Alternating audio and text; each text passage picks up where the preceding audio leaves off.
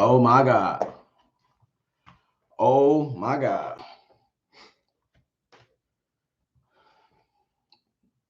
Damn, YouTube screwed me up. Screwed me up. Oh man.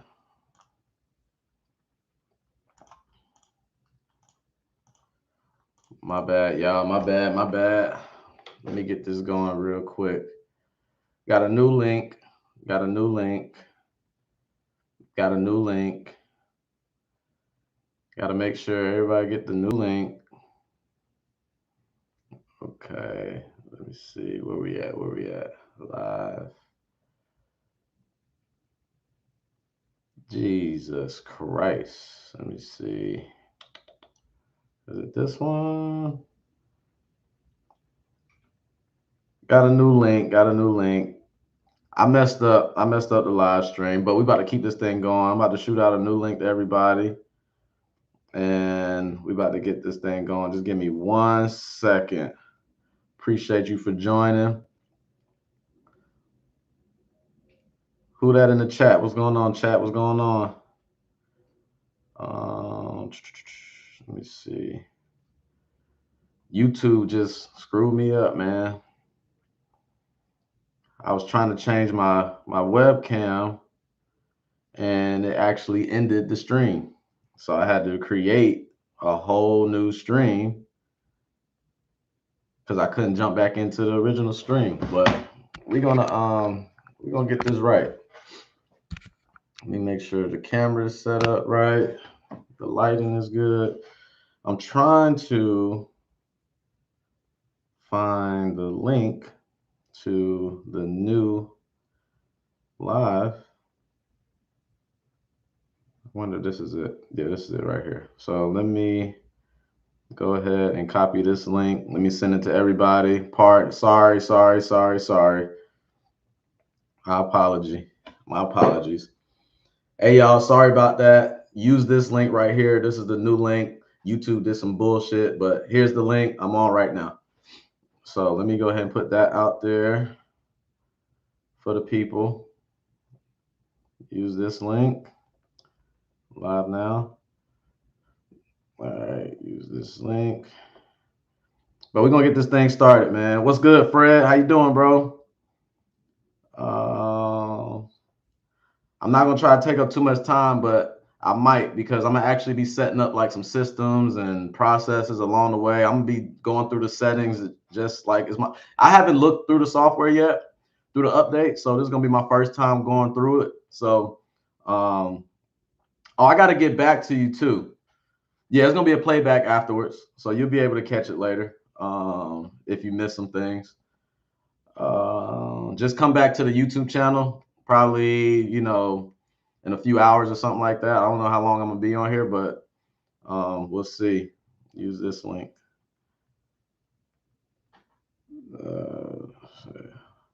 So I got to send this link out to everybody again real quick. It's not gonna take me long, but let me go ahead and get everybody kind of back in the mix with the right link. YouTube, man, did some bullshit. So I appreciate you guys being patient with me while I do this. But either way, I'm gonna do it. And if you, can you guys hear me all right? Is the audio pretty clear? Is it good or bad? Let me know. Does it sound muffled? Drop a 1 in the chat if the audio is good. I just want to make sure because I'm using this mic. I haven't been on live in a minute, so I'm trying to make sure all the settings are good. My light is kind of dim because I didn't adjust it, but okay, cool. But it ain't about that. It ain't about me. It's about making sure y'all see what y'all need to see. So let me exit out of here. Exit out of here.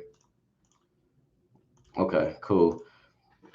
So let me go ahead and drop this in the chat too, just in case anybody needs it. But basically, let me go ahead and get this party started. We're already a little bit late, but so shout out to everybody who joined the live stream. Shout out to y'all who didn't join the live stream, but you're catching this video now. Had a couple technical difficulties getting started. YouTube did some shit to me, but it's all good. Either way, we're gonna, provide as much value as possible. So this live stream is pretty much, if you guys, follow me on social media, you guys know that I am a big advocate for Resimpli CRM.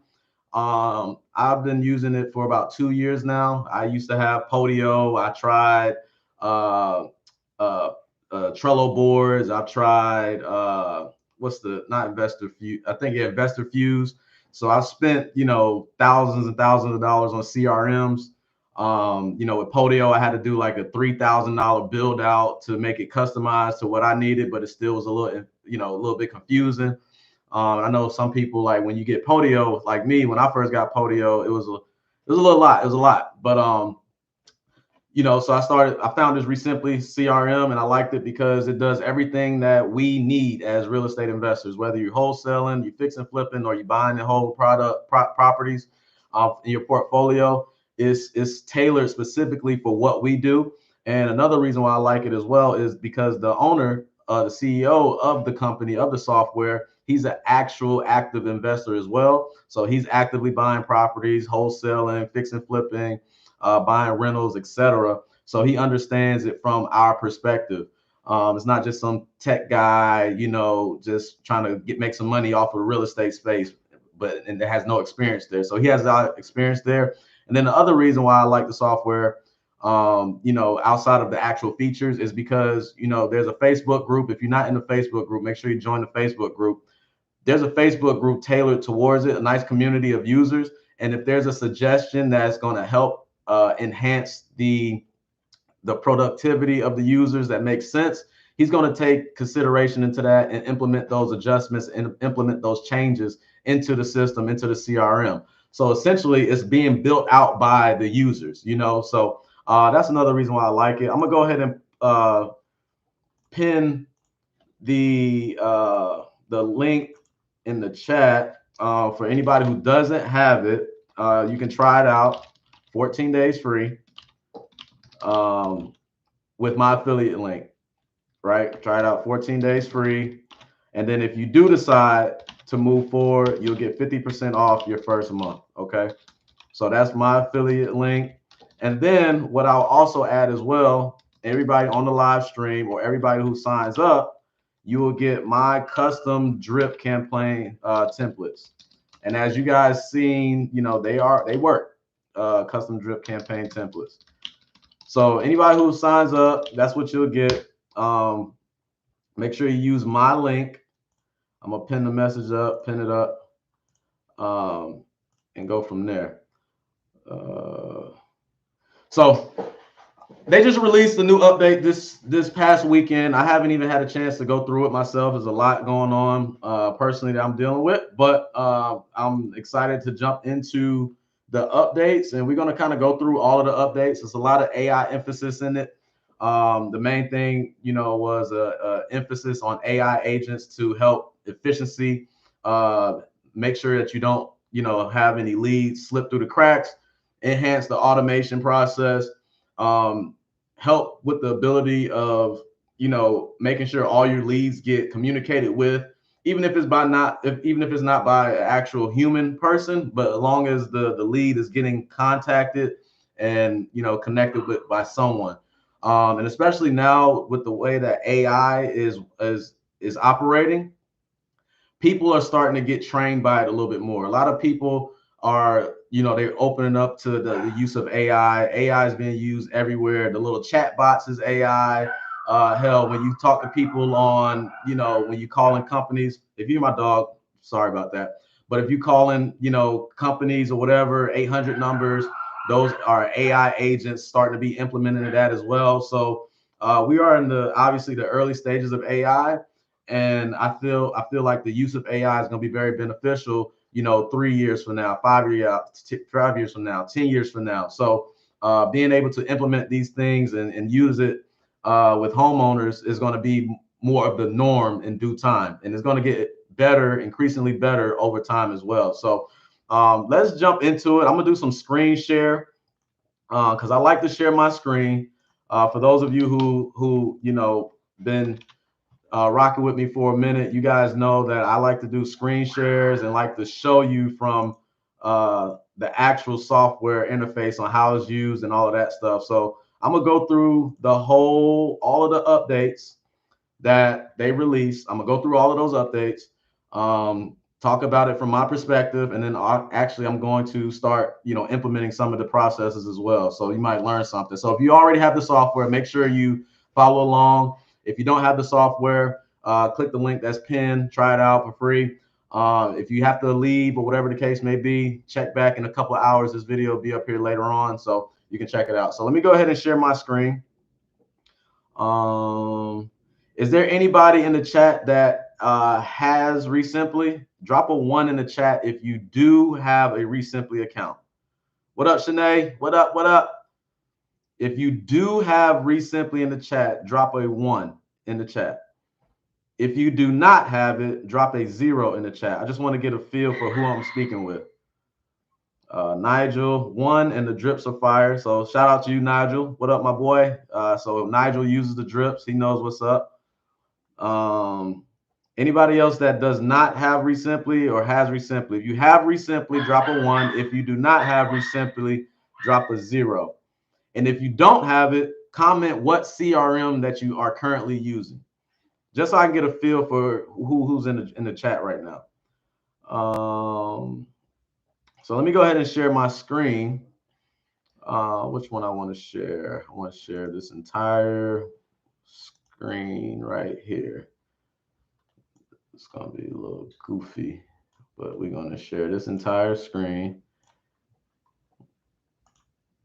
All right, boom. So here we go. Can you guys see my screen? Let me know if you can see the screen. Let me make sure. It should be the dashboard. Should be the dashboard. Let me know. Let me know. Let me know. Because sometimes it goes blank when I hit screen share. Okay, we good. All right, so for everybody that knows, this is the dashboard. So let me go through one of the first updates, right? So the first update that I was really excited for is the list builder. So a lot of the updates are going to be around here along the left side of the panel of your dashboard with this menu options over here. So if you scroll down, go to marketing, list builder. So list builder is basically their version of like a prop stream or a prop wire or something like that, where you can start creating lists of property owners, etc. Right? It's still in the early phases of it, so you got to kind of grow with it. So basically, you start by entering a city or a zip code. So I'm gonna just go ahead and put Forest Park, Georgia, right?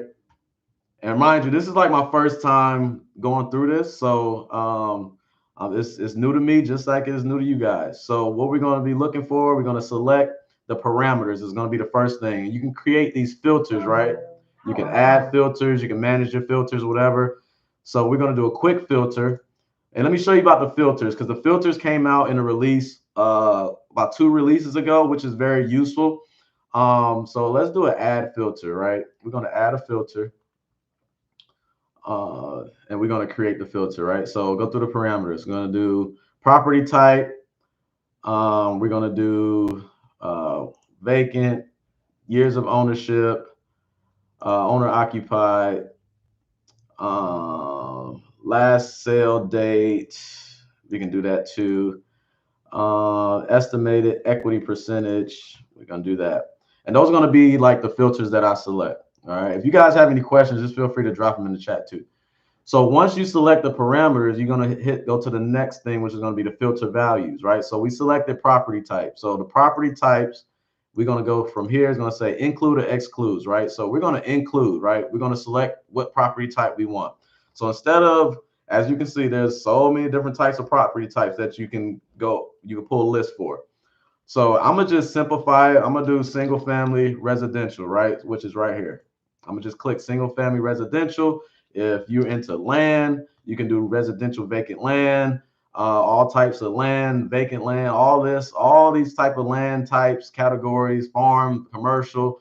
If you're into commercial, you can do commercial general. So you can kind of do it however, whatever property type you want, townhouse, you know, I think you can even do condos, condominiums. Yep. So everything in there, all the property types is what you can do. So you can filter out those criteria. And what you can do is you can create different filters for each property type. So for example, if you're in a specific area and you want to just do land in this particular area and you want to do a list that's single family in that particular area, you can create those filters in that area and then just change the city, and then you can kind of do it that way. Owner occupied is we're going to do no. I don't want any properties that's owner occupied. Vacant, being that is owner occupied, is automatically going to be vacant. So we can put, let's say, that's not only occupied. So let's go vacant is, let's do all, right? So vacant, it can be tenant in it, it can be vacant, whatever. Years of ownership, you can put a value is more than, let's do 7. That's going to be years. And what I like to do with years of ownership, I like to do a last sale date as well, just to kind of make sure that no property sales happen after a certain point. So I can put before, and then we'll put the date, right? Before 20, let's do before 20, what's 7 years ago? 7 years ago, 5 years ago was 2020, 7 years ago was 2018. So we're looking for properties that had a last sale date before January 1st of 2018. And then the equity value is more than, and it's a percentage, we can do more than 40%. And we're going to hit continue. You can go ahead and save and configure this filter. You save it, name it, whatever you want to name it, test filter. Enter a description, whatever your description would be, you know, single family homes, absentee. That's your filter, and then you can save and apply. Then when you save and apply, then you're going to see all of the records right here. I don't like to do too much showing of the addresses because YouTube will kind of flag the video and pull it down. But nevertheless, you see all the properties in this particular area with that criteria, right? In a map view, and it's all numbered in that particular city. But you can go into one of these, right? And it's already going to be skip trace. All you got to do is click the call here, which is cool. You don't have to pay extra for that when it's that way. Or you can select the records, select all the records, go to select action. You can export it, or you can push it to list stacking to get it skip traced again, right? So that's a cool feature there, and that's like the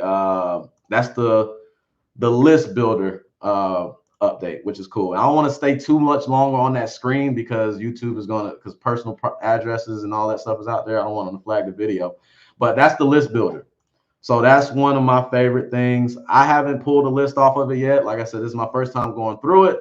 So I'm going to test it out for a while. I just wanted to show you guys the update, the feature, and how it works and how you can use it as well. So this helps in eliminating you having to get PropStream and use all these different property websites to get data, right? So definitely check that out. So next thing we got is we're going to move, and about the list builder too. So for anyone who has any questions about it, so if you're on the basic plan, you get 10,000 property records a month. If you're on the pro plan, you get 20,000 property records a month. And if you're on the enterprise plan, you get 50,000 records per month.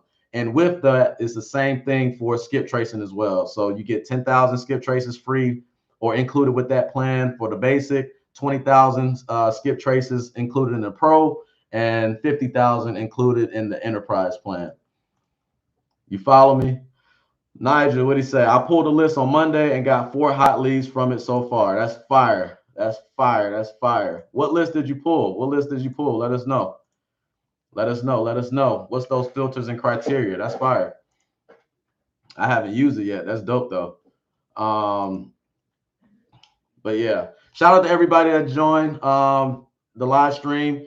Please drop in the chat a 1 if you do have Resimpli, or 0 if you do not have Resimpli. And if you don't have Resimpli, comment what CRM that you are currently using. I'm trying to get a feel for the temperature in the room on who's using what.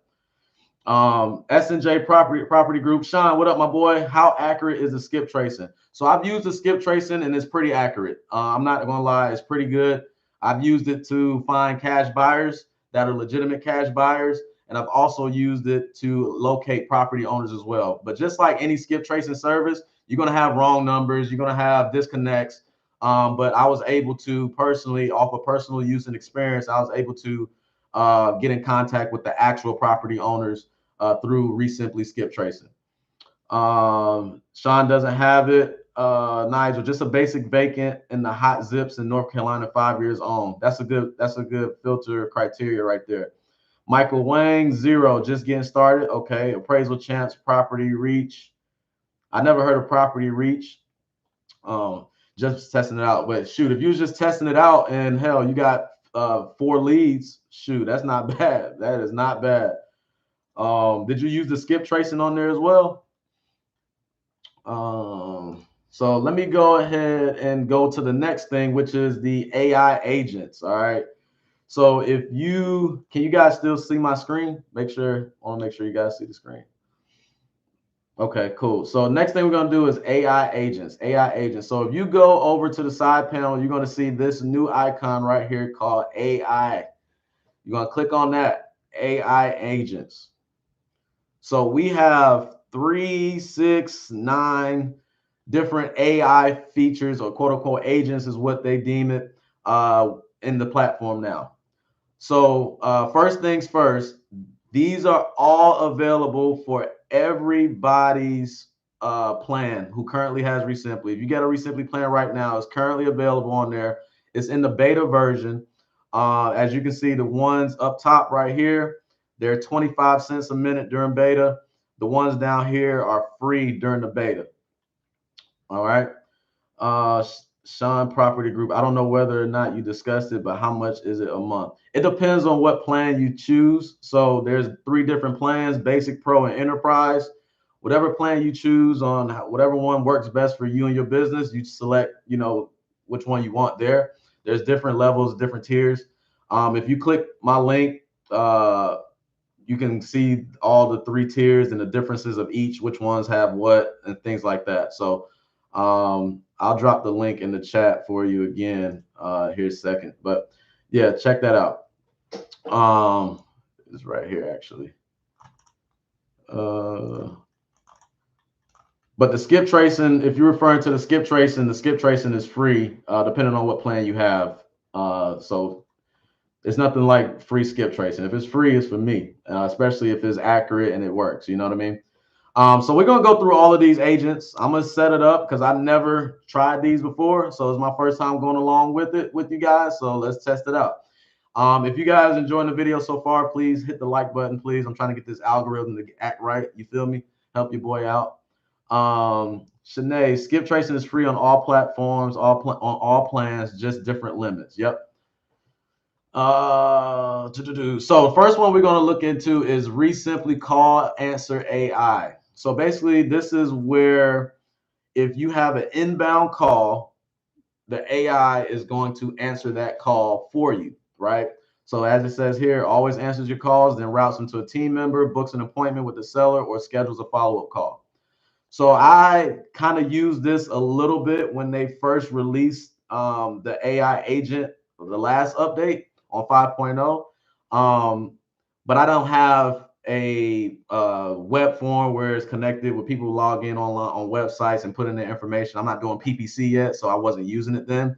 But you can use this without the use of that, right? If someone calls in, you miss the call, the AI agent can pick up the phone. From my understanding. So let's go ahead and go through it. Manage call. So when you log in, you hover over this one, manage call answer AI agent. So we'll go through that. So first thing you have to do is add an assistant. So I'm gonna go ahead and add another assistant. Assistant name, I'm gonna name her Rhonda. Y'all know I don't like to use my name. I like to make up names. And it just works for me, company name.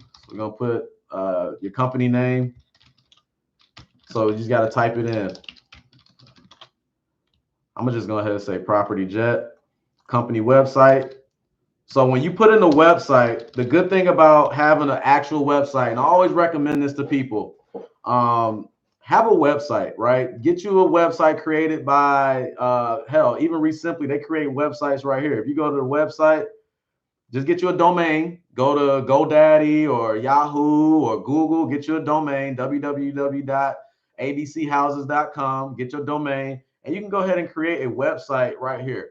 With all the plans, you're going to be able to get at least one free website that you can use as a landing page for your sellers, right? So if a seller goes to your page, and I'll show you guys my website right now, cashfasthouses.ga.com. This is built off of Resimpli. Hold on, that's the other one. This is for my dispo, so you can have a disposition page for if you have properties that you're trying to sell. You can create a disposition page and send this link out to cash buyers. Or where's my other one? This is the one I use for cash fast houses. Is it this? Can't remember which one it is. So I got so many different websites and links and all of that stuff. But the bottom line is get you a website. And because what's going to happen is when you put that website in right here, the AI is going to be able to read the website, is going to say, you know, we buy houses. So I'm gonna just go to my other website right here. This is like my first website that I created when I first got started. So it's going to gather all of this data here, you know, and just learn. It's going to learn about the company. It's going to learn about the process. It's going to have all of this information in here. So when it's talking to a seller, it's going to be able to answer those questions. And I tried that on one of my videos. You know, when the AI first came out, I did a call, let the AI answer the call. And what I did was I was just asking the questions. I was like, well, what's your process? Do you deal with tenants? Do you deal with inherited properties? Things like that. And based off of my website and the information off of the website, the AI was able to basically answer those questions efficiently. So make sure you have a website. Office address, fill that in. You can put your home address, right? So a lot of people always, oh, I need an office. You don't need an office. Just use your home address, right? Put that in there. It doesn't even matter. They're not going to give that information out. So fill that in. You can select a voice, female voice, a male voice. Well, let's just,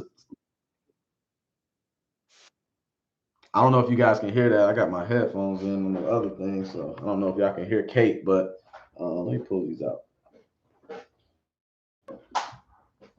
So you got Kate, and then you got I don't know if you can hear her, but you got Kate and you got Marissa. I don't know if you guys can hear that, but you get the point. Then you have the male voices, Jason and Steve. Then, like I said, this is still the beginning stages. So in due time, they're going to update with more voices, more options that you can choose from. So you just select one, whatever one you like, male, female, whatever the case may be. But make sure you're not selecting a male voice and your agent name is Rhonda. You know what I mean? So make sure it's female. So when the agent answers the call, it's automatically going to qualify that lead for you, right? It's going to ask these two questions automatically. It's required. It's going to ask if the lead is interested in selling. It's going to ask if, you know, the address of the house, to confirm the address of the house. Now, these other things, you can select which ones you want it to do. If you, based off of your process and your system, if you just want to know the reason for selling and the asking price, it's just going to ask interested in selling, address of house, reason for selling, and the asking price, right? But why not just get everything, right? Because the longer that this seller is on the phone with an AI agent, and the more information that the AI agent is able to gather, the hotter that lead may be. You know what I'm saying? So might as well get all of that information, unless your process is completely different, where it's like, okay, I just need to know the condition of the house and the timeline for selling and the asking price, right? Whatever your qualifiers are, right? Depending on your process, you can do that. And then your acquisitions person could do the rest. So now, no, we're going to check all of these off. And then we got what should happen if the lead qualifies. So if the lead qualifies as a good lead, what's going to happen? We're going to transfer the call. So you can click transfer call and you can have them transfer to your direct number, right? So it calls your cell phone or whatever the case may be, or your Google Voice or whatever, or your work phone. You can have send a booking link. So you got the calendar to send a link. I don't do all of that. Notify caller and call back, right? So you get a notification to call them back. But what I would do, if it's a good lead, I will go ahead and transfer that call, right? So we're going to put transfer that call, right? So now if a lead gets qualified, my work phone is going to ring and I'm going to pick up that call from that agent. Okay. So now we got the agent added, right? So the next thing we're going to have to do is we're going to have to connect our phone to it, our phone number. We're going to attach a number to it. Okay.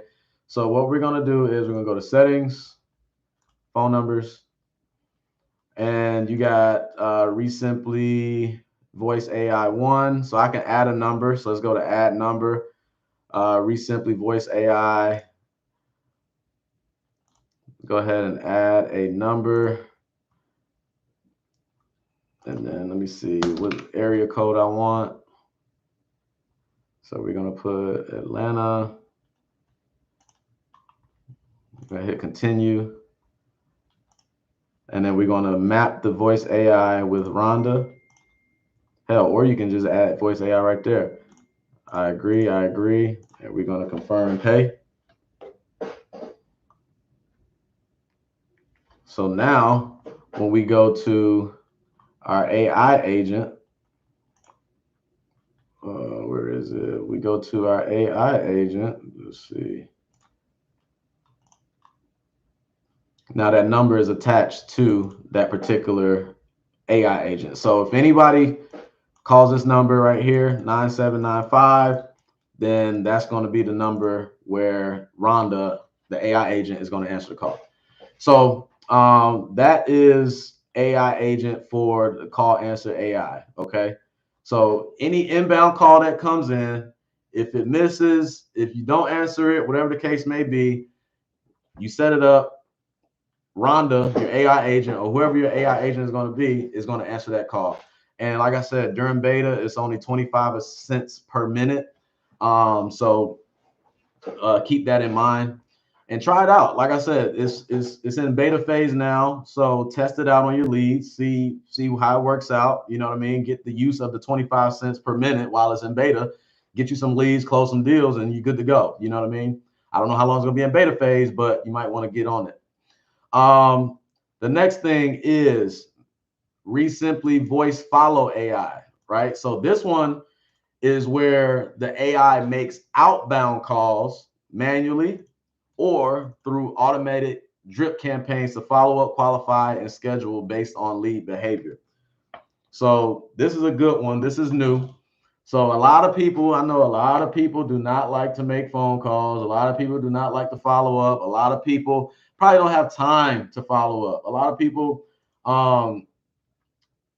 it gets tedious, right? You got a lot of leads, you wear a lot of hats, you're doing a lot of this, doing a lot of that. So this is where this comes into play, right? You're able to allow the AI agent to make follow-up calls for you, right? So it works the same way. We're going to go to manage follow-up AI. We're going to add a follow-up agent, and we're going to fill this stuff in. Like I said, this is my first time seeing this. So as I'm going along with it, it's my first time. So what we got? Add voice follow AI assistant. Lindarius, I tested it out and didn't get a recording of the AI call. I'll look into that and see what that's about. I'll check that out for you. Let me write that down because I haven't tried it out yet. So I'll try it, and then if there's an issue with that, then I'll take a look into it. Did you check the lead to see if it was in the actual lead? Did not get voice recording of follow AI call. So some of these things I'm gonna look into it as well. So let's go ahead and add the assistant. So fill in the assistant info. So the assistant name is going to be let me think of something. Lenny. I don't know. Just making up names. I tested out all and had a conversation and it didn't pop up in my call log. Okay, I'll look into that for you, bro. I'll make sure we get you right. Company name, property jet, company website. You don't have to put the company website in. But like I said, I always like to put the website in there just in case the seller has some questions. The AI can gather information from your website and be able to answer the questions and know exactly what the company is about. So as you can see here, when address is available, the assistant will greet the caller with, "Hi, this is Lenny, an AI phone agent with Property Jet on recorded line. I'm following up because you had reached out a little while ago about possibly selling your property on the property street address. Just wanted to see if selling is still something you're open to discussing." When the address is not available, the assistant will greet the caller with, "Hey, this is Lenny with Property Jet on recorded line. Follow up because you reached out a while ago about possibly selling your property. Just wanted to see if selling is still something you're open to discussing."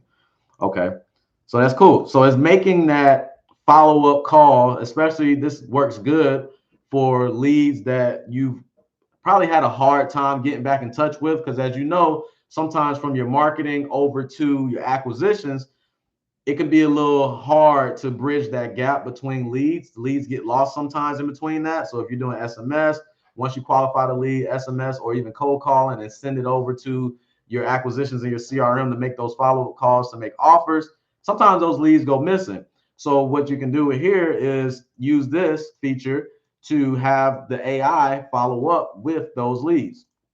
And you don't have to do it. And you can set it up in the drip campaigns, right? And we'll do that here shortly as well. I'm gonna set it up just to get it going. So this would be good for leads that obviously you haven't been able to get back on the phone. Like I like to call these leads, I have them marked as discovery leads. So these are leads. So when a lead comes into my system, it comes in as new lead, and then I'm making calls to try to get them on the phone, whatever. If they don't answer in that first day, then I switch it over to discovery. Discovery, now there's a drip campaign automation that's added to that lead that's going to send them text messages and tasks for me to call. Now with this follow-up AI, I can add this AI agent into that drip campaign automation in my discovery phase to get that lead back on the phone, if that makes sense. So that's how I see it's going to be used best effectively when you lose leads from coming from from your marketing over to your CRM. Lindarius, do you need enterprise plan for speed to lead by? I believe you do need the enterprise plan for speed to lead. I can check again with you, but I believe so. I think speed to lead feature is definitely one of the features that's in the enterprise account. But take a look at, I guess, take a look at, the plans and look at the different features and see which ones is in each account. So we got Jason as this is Jason with, let's see, I'm trying to list the voice. Okay. So I'm gonna use Steve, office address, right? I'm gonna just put in office address, lead criteria. Same thing with the inbound answer AI, right? We can set up the lead qualifications, right? So we want to confirm the address. Always want to make sure you got the right address, especially if there's no address present. Occupancy of the house, if the house vacant, if it's occupied, reason for selling, condition of the house, asking price, timeline to sell. I don't too much care about outstanding loans. That doesn't really mean anything to me. But these other ones definitely mean a lot. So I want to make sure we ask those questions when we follow up with that lead. Call answered, interested in selling, right? So if the call is answered and they are interested in selling, what would you like the AI to do? You can have them call back, transfer the call, send appointment link, or whatever. So I'm going to say transfer the call, notify caller, call back. But that defeats the purpose, right? The purpose of the AI is to make sure that these leads do not slip through the cracks. So why would we set up to notify the caller to call back versus having that interested seller who is hot, interested, ready to go. Why not transfer the call so we can get that lead on the phone right then and there and try to close it, right? So 849-6646. So as soon as that lead is interested, I want that lead on my phone. I want them to call me immediately, right? Transfer that lead to me so I can finish the job, make the offer, and so forth, so on. Now the call answered, not selling now, but open to future follow-ups, right? So this is cool. So what would we like the AI to do if the AI follows up with this lead? They answer it, but they're not selling now, but they will sell in the future. We can add a task. If you go to add a task, you can have all the tasks there that you have set. You can do manual follow-up, whatever the case may be. We can move it to warm leads. We can add a drip to it and then select the drip that we want to select. These are all the drip campaigns that I have. And like I said, for anybody who is on the live right now, anybody who signs up with my affiliate link, I can have all of these drip campaigns added to your account. These are drip campaigns that I've created, that I've customized, that I've took time to test out, to see what works, what didn't work, to make sure that they get sent to the sellers, make sure that they are in compliant, things of that nature. If you want these added to your account, just make sure you DM me, or just comment drips in the chat. Comment drips in the chat. Comment drips below in the comment. If you're watching this video after the live, just comment drips. If you don't have them already, comment drips, and I'll make sure that I will get these added to your account. They work. As you can see, Nigel is a testament to that. He used it before and they're fire. But that's my little spiel. We can add it to drips. We can add tags, or we can do nothing. What I want to do is I want to probably move to warm leads and then add a drip, right? So what I want to test out is I want to see if I move it to warm lead, does it automatically set up that drip automation, right? So if I go to settings right here, I should have went back. Hold on. Let me go to settings, open a new tab. So if I go to settings right here, and then I go to drip automation, status automations, I want to test this out. I want to see if I put it in warm lead, will it activate a warm lead drip? So the status automations came out in the 5.0 update, which is really good, because now when you change the status or the lead status from whatever, you can automatically have a drip campaign start or initiate without manually having to do it. So if I go from new lead to warm lead, or I can go from interested, add the follow up, or interested follow up to warm lead, I can have a drip campaign automatically initiate from that, right? So that's a cool feature to have. So I'm gonna go ahead and set that up. So anytime a lead goes into warm lead status, I want the warm lead drip campaign to activate on that particular lead, okay? So that's what I have set up. So that's what we're gonna do. So call, answer. So we're gonna do move to warm leads. So I just need to make sure that the warm lead, it moves it to that warm lead status. And then when that warm lead status is changed, then it initiates that drip automation for warm lead. All right, so that's that. Call, answer, not interested in selling. So if they're not interested in selling, what would you like the AI to do? Kind of the same thing, right? I'm gonna move it to dead lead, or I can create a new drip for that, right? AI, I can name it AI answer, AI follow up, not interested, and I can create a whole new drip sequence to that. But I'm not gonna do that in this right now. I'll probably do that later on once I get a feel for how this plays out. But what I'll do is I'll move it to dead lead, and then you can select reason, right? Owner, caller is not interested in selling, so select the reason for moving to dead lead. Just put right here, no motivation to sell or not interested in selling, right? And like I said, when we go to that status automation, if we go to dead lead, right, activate when lead lands on this status, we're going to select the drip campaign, and we're going to put dead lead drip, right? So I have drip campaigns for pretty much every status for the most part.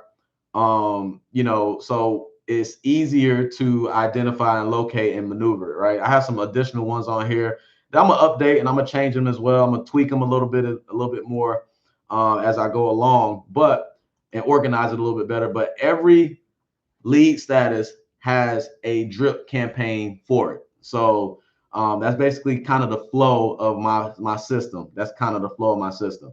So now we go back here. So if they're not interested in selling, we're going to move that to dead lead. And then based off the status automation, when the status changes to dead lead, then the drip automation campaign dead lead drip initiates when it changes. Okay, so that's kind of the flow. That's the flow.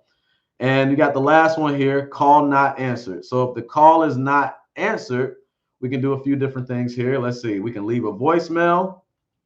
Let's see what these voicemails say. Address is available. It's going to prompt to send a voicemail. So it's going to say, hey, this is whoever your agent is with the company. Just give me a quick call about your property on blah, blah, blah. You have responded to one of our messages a while back. If selling is still something you're thinking about, I'd love to connect. You can call or text me back at this phone number. Thanks. Address not available. Kind of says the same thing, but without the property address, the street name. You can try that out, see how it works. You know, you want to let the AI send voicemails, see if you get some responses off of that. That's cool. Or you can send a text message. Let's see what the text says. And you can change the text message. You can't change the voicemail right now. Maybe I think that's going to change in the future as the AI gets more use and gets more, as you know, we get more feedback, whatever, from the users. But the SMS, you can change the SMS to whatever you want it to say. So if, you know, the follow-up AI, if the seller doesn't answer the call, then we can send this text message. Hey, this is so-and-so, gave you a quick call early about your property. You responded to one of our messages a while back. So you probably want to change this if you're doing cold calling. You could probably say something along the lines of, hey, you spoke with one of my reps about selling, if, you know, and they send a text message that way. And you can do that. You can add tags, whatever the tag is going to be. You can add to a drip. So if they don't answer, we can add it to another drip. Let's see, no contact made, new lead drip. That's probably what I would add it to, kind of reset, restart it over, or create another drip campaign for that. Or you can do nothing. So if they don't answer, I'm going to leave it on leave voicemail for now, just to see how the voicemail plays out. And we're going to add that voice AI assistant.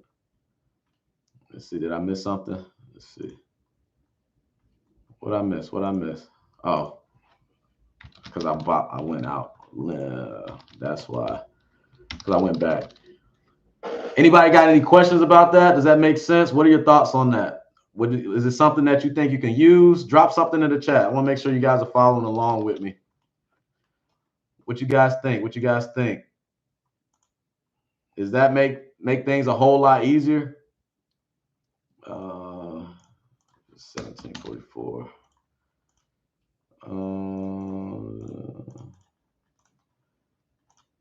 And we're gonna hit add. What else? We're missing something else. I got to do all that. What y'all think? Comment something in the chat. Let me know what y'all think about the follow-up AI. I'm excited to use the follow-up AI.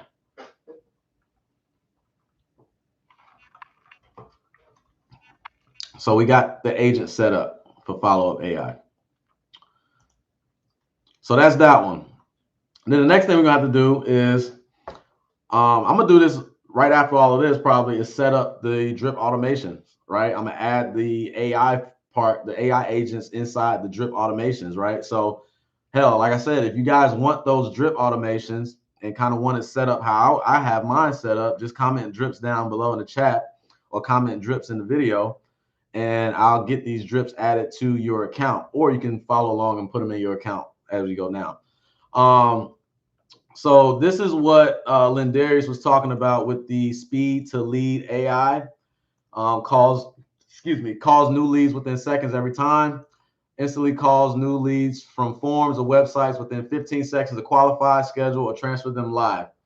So this is like if you guys are doing like PPC, pay per click, basically what that is. If if you have a website, if a seller fills out a form from your website or one of your landing pages, it's going to instantly call that seller within about 5 minutes.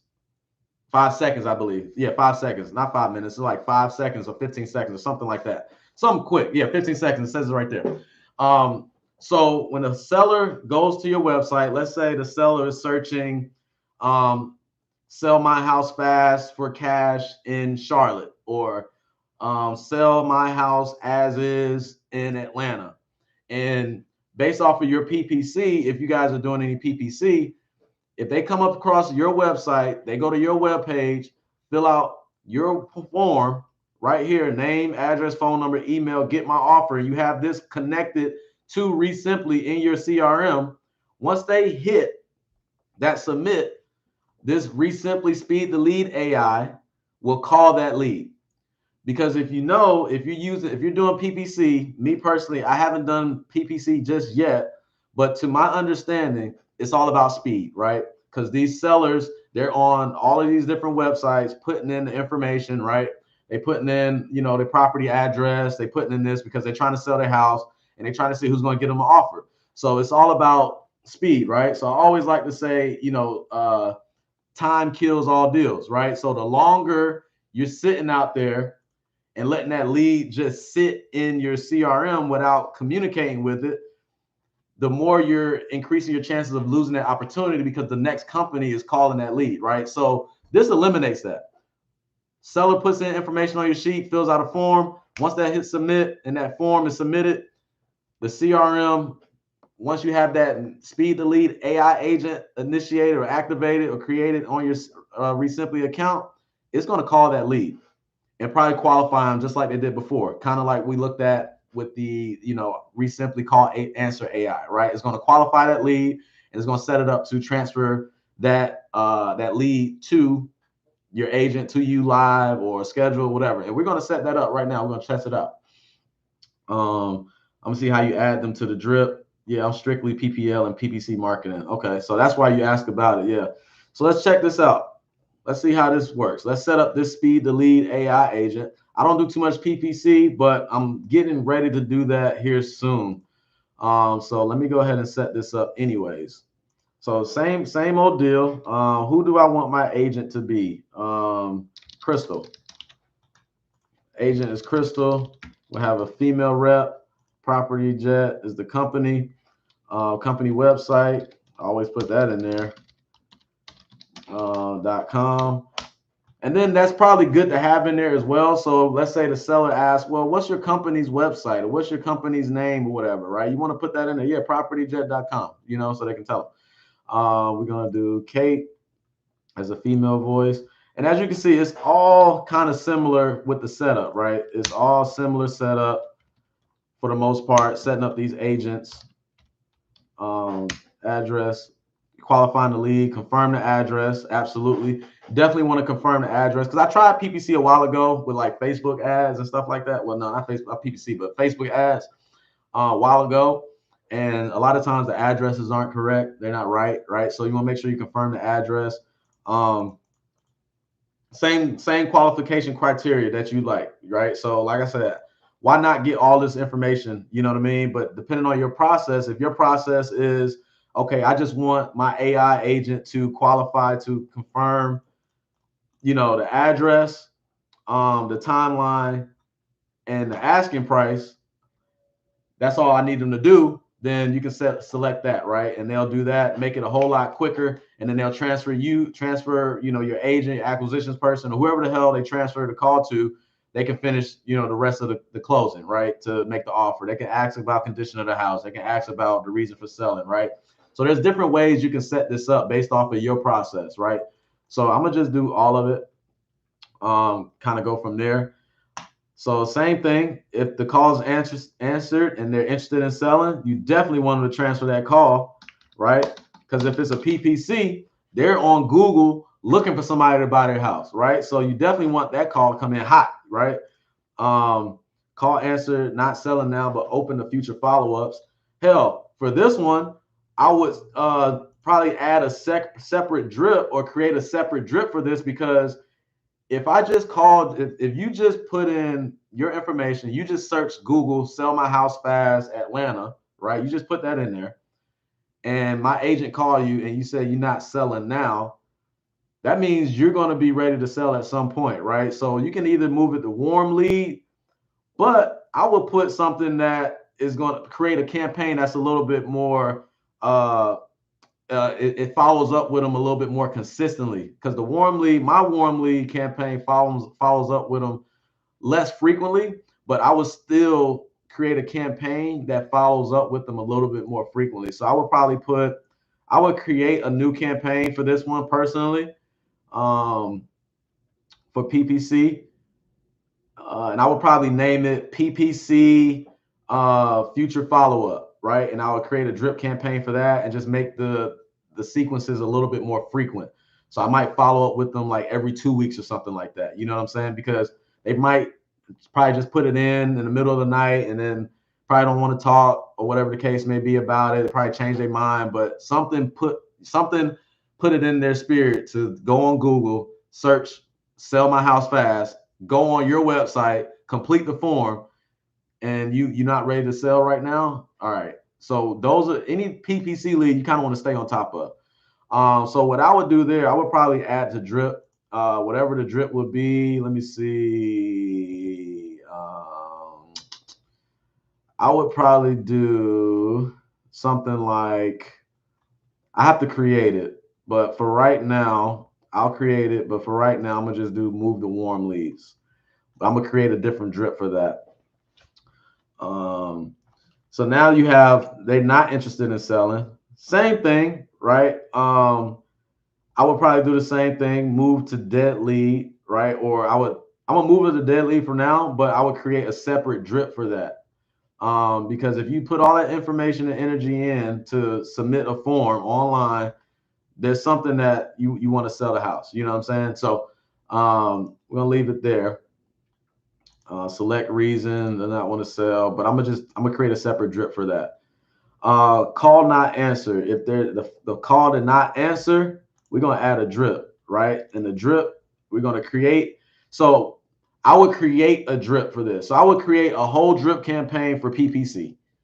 So the PPC campaign is going to be very similar to a pre-foreclosure campaign. If somebody put it in and they're going through pre-foreclosure, whatever the case may be, a pre-foreclosure lead comes in my system, I am on their ass every day, right? So if they submit the form, the AI agent calls them, right, and they don't answer within that 15 seconds, then what we're going to do is we're going to add them to a drip.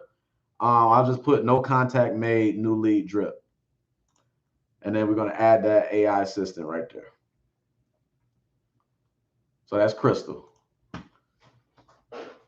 Got it? Got it? Y'all got any questions? What y'all think? What y'all think? Let me know. Let me know. So we went through 3. We got 3 more to go. We are an hour in.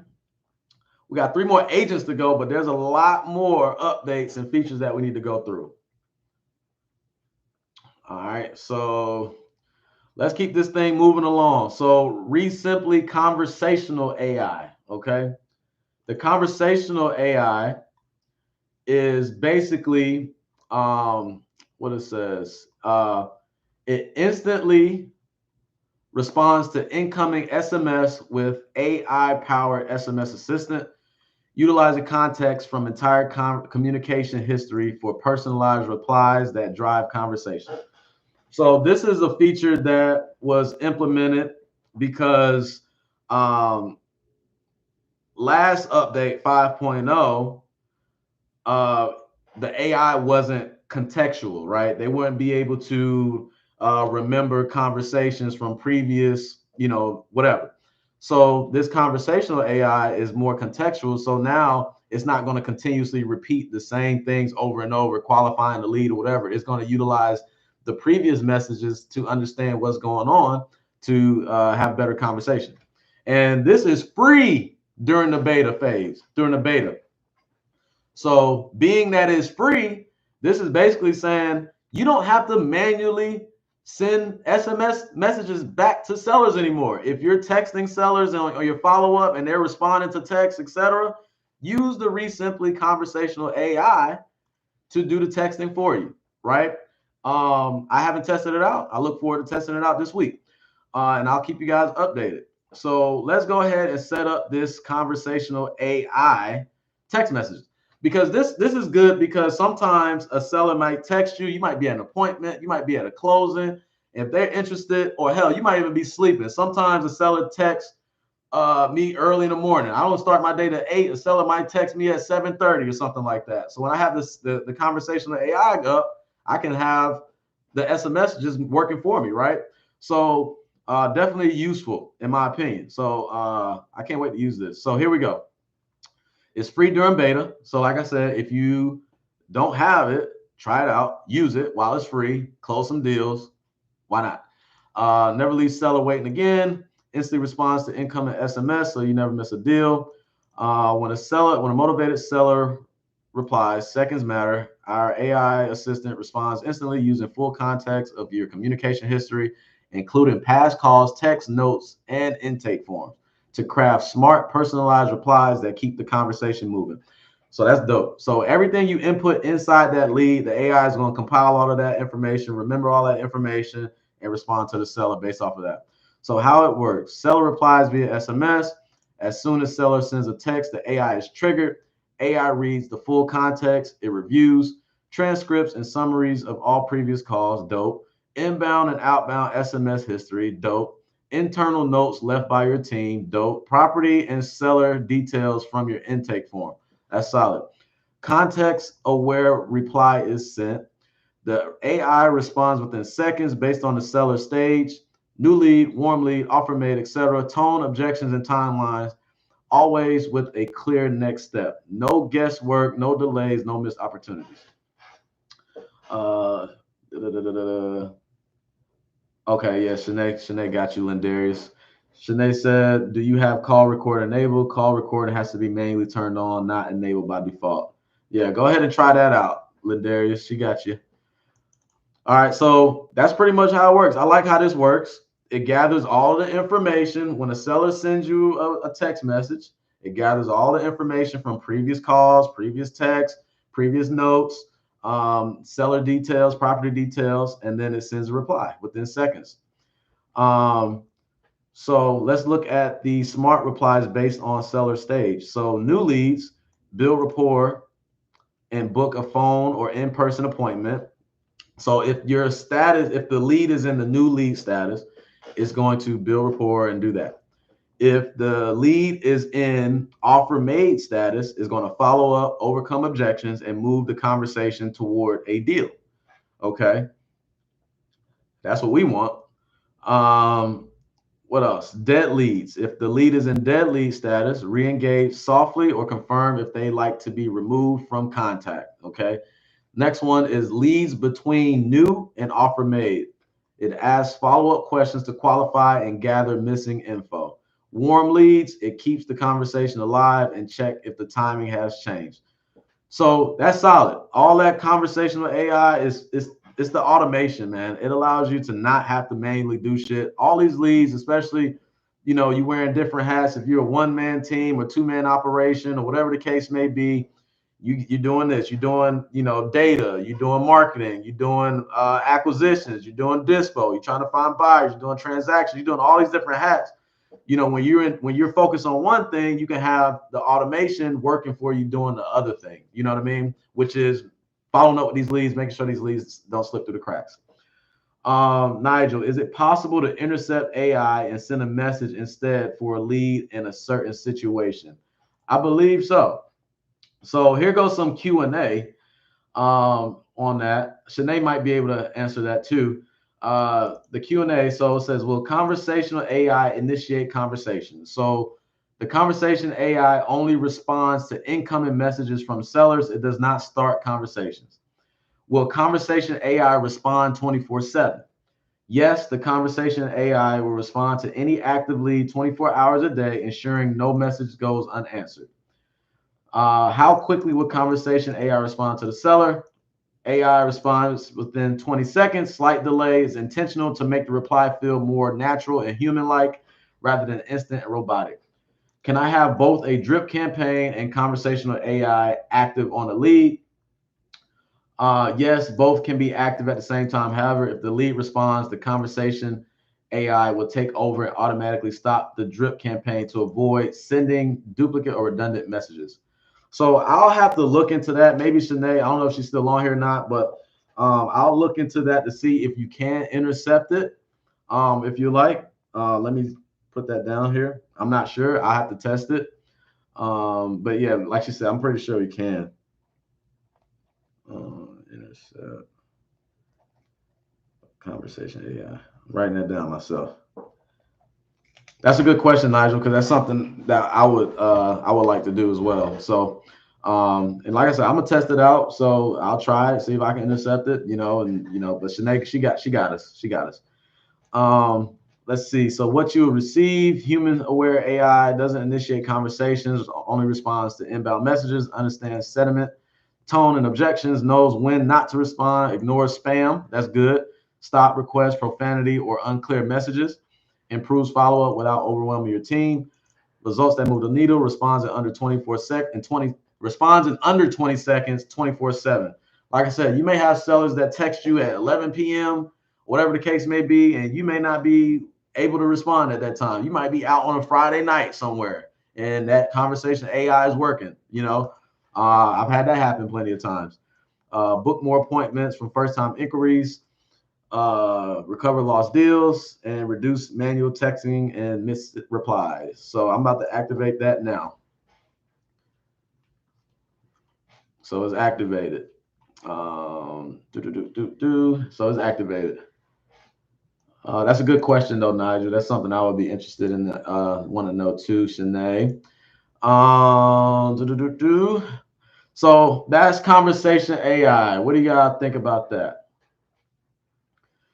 Nigel, could you give a use case for that question? I can give you a better answer. So yeah, Nigel, if you can provide like a situation, then she would be able to get you an answer for that.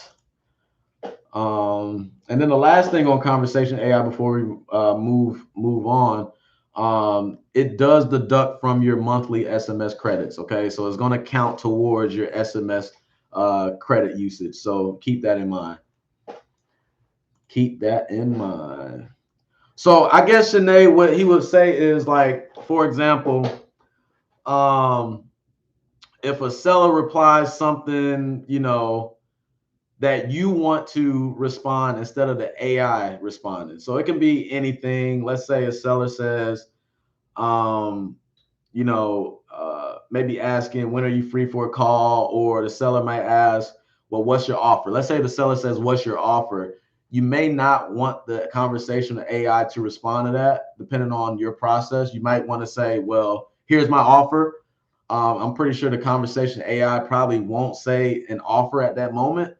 But depending on the seller, right, you might be dealing with a seller that's straightforward. That's like, yo, what's your offer? So you want to give them an offer right then, where the conversation AI, you don't want them to respond to that type of message, if that makes sense. That's how I would understand it. That's when I would probably want to intercept it.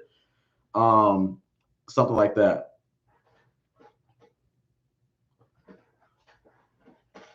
Hope that makes sense. Likely the AI would transfer the call or set an appointment. Okay. That makes sense too. I'll try it out. I'll do what I'll do is I'll probably create like a test lead, put my phone number in there and test it out and see what the AI response is going to be.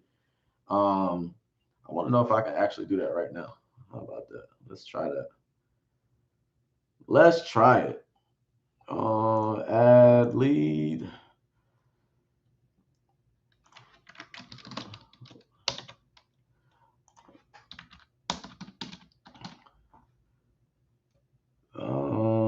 I already got a test lead.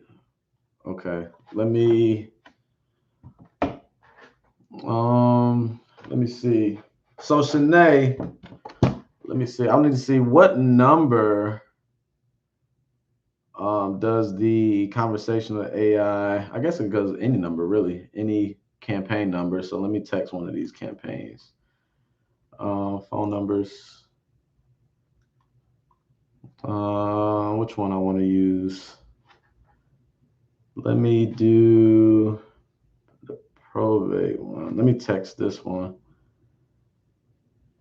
Actually, no, let me go this. Let me go to my lead test. And let me see what number is connected to that. So it's 2452. So let me see what that's going to do. 404. This is real time. About to test out the conversational AI. What's your offer? See. So came in. What's your offer?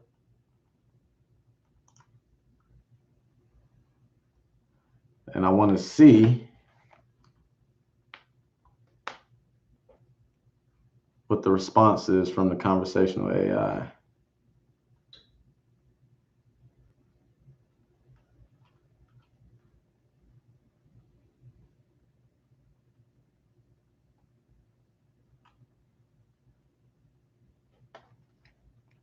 So I sent the text. Let me see how long it takes for the AI to respond.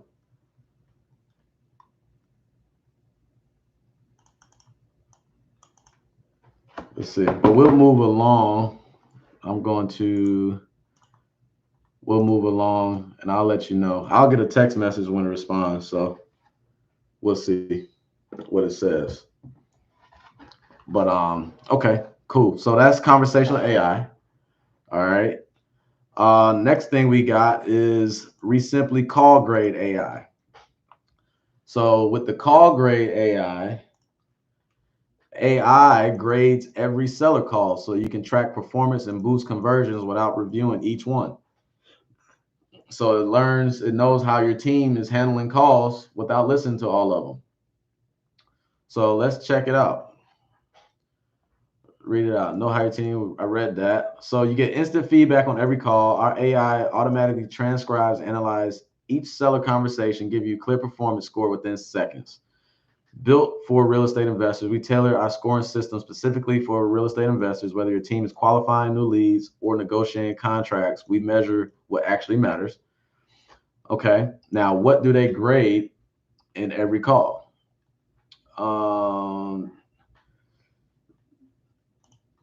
Shanae says, by the way, for anyone using any of these tools, please give any and all feedback to our team. The only way we can make it better is to get feedback from you guys.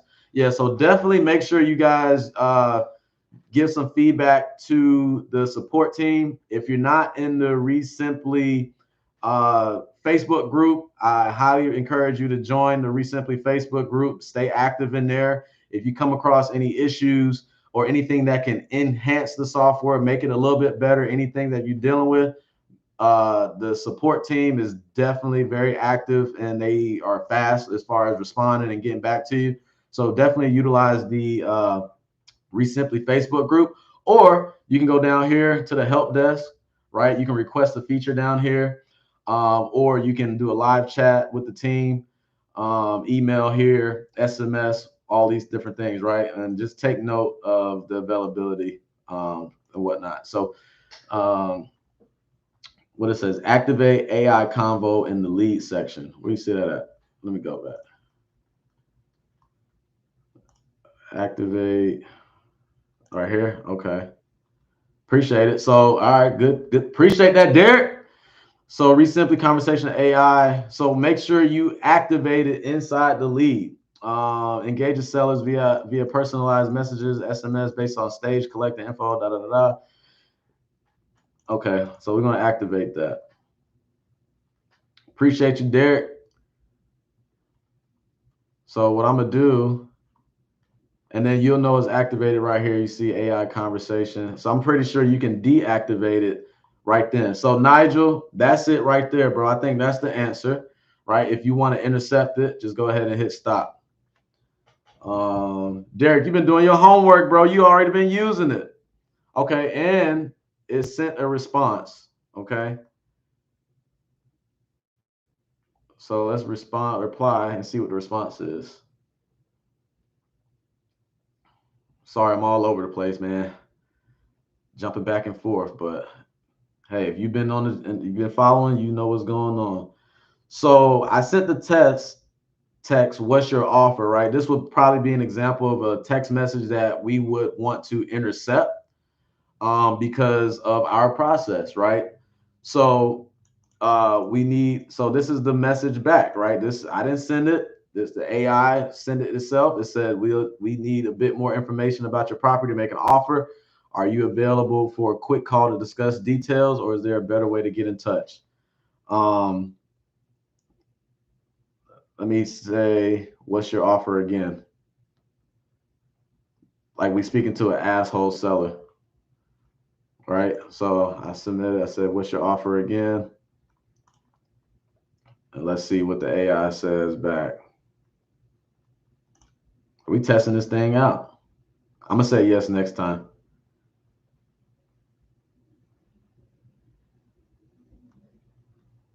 Let's see. It's gonna be a little delay. So let me refresh the page, show you what it says.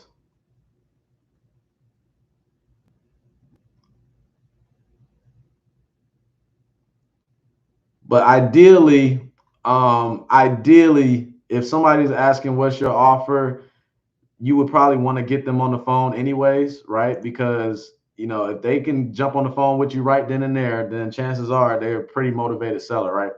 So after asking what's your offer again, says, I understand you're looking for an offer. To provide an accurate one, we need some property details. May we reach out for a brief discussion, or would you prefer another method of communication? Yes, you can reach out.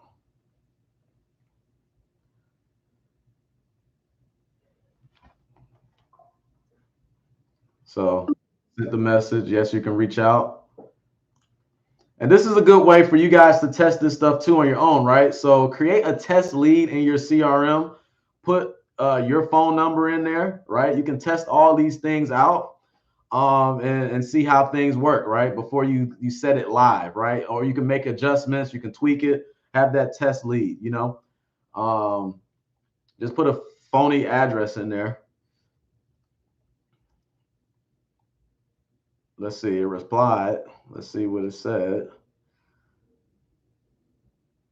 So the reply was,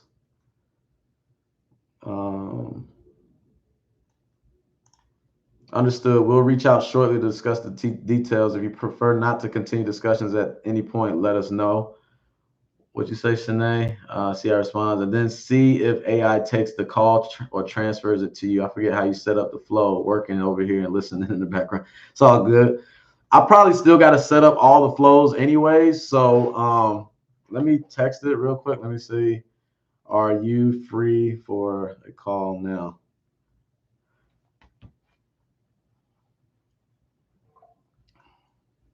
Let me see. So said, are you free for a call now? So I would probably have to set up all the flows on the back end, but we can do that too. Hell, why not? The goal was to set all this stuff up anyways. So the AI said, I can arrange for someone to give you a call shortly. Would that work for you? Yes. So I'll respond yes.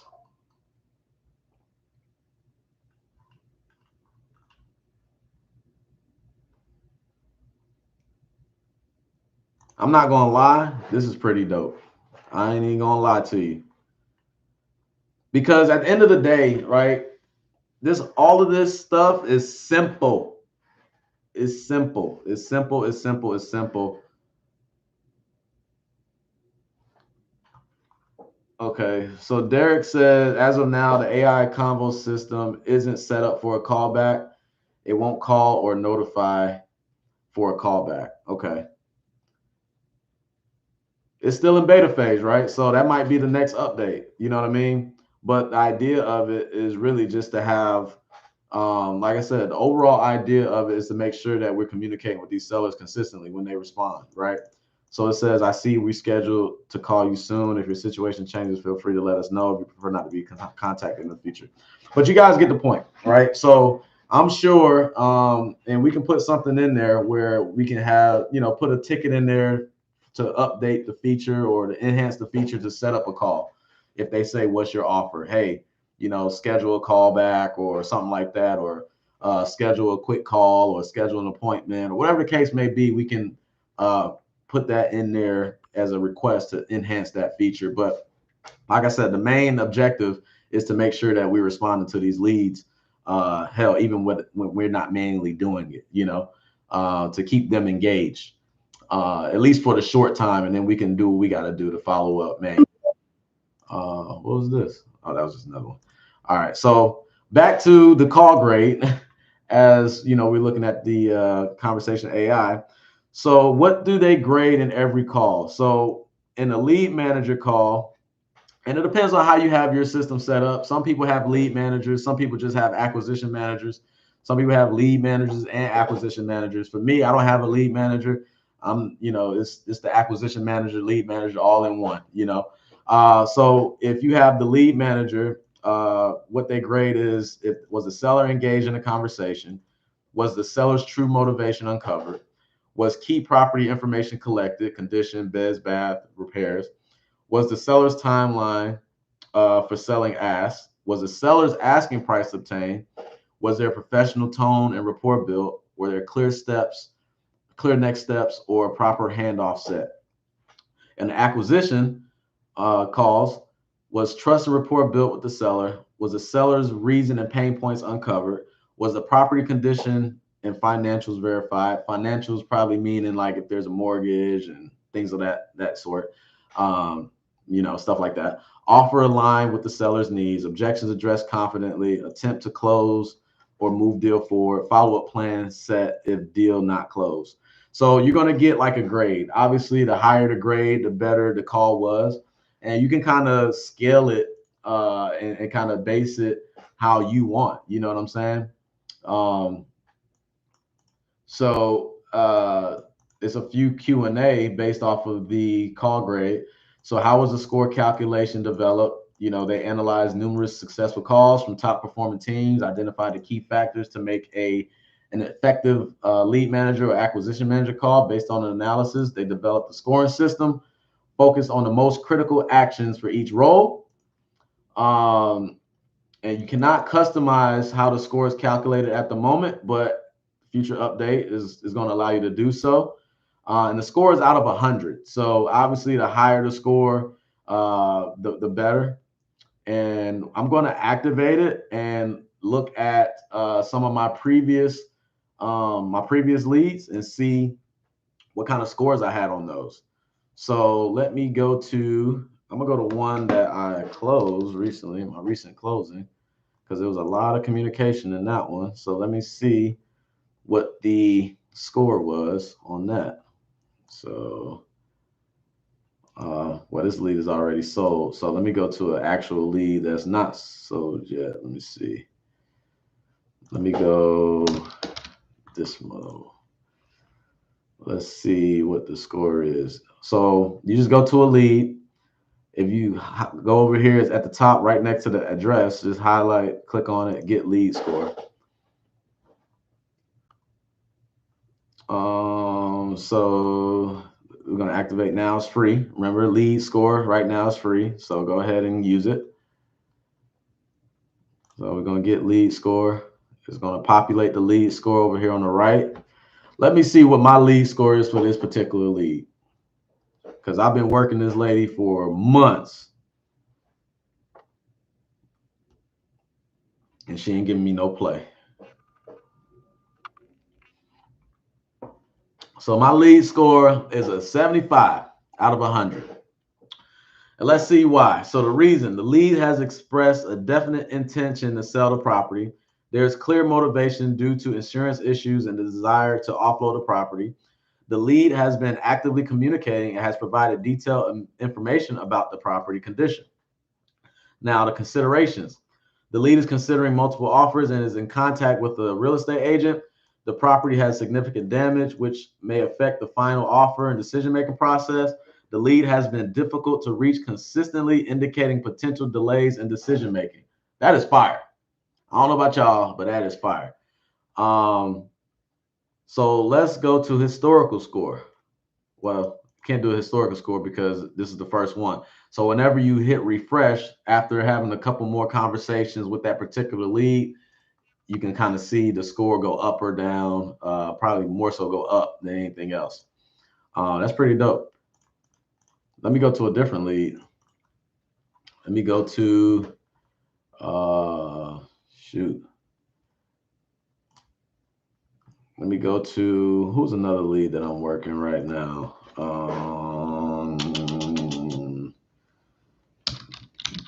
Let me go to this model right here. Go to this guy. Let's see what the lead score is for this guy. He's been bullshitting me too. Let's see. Try not to stay on these screens too long because YouTube. I'm gonna try to save this video.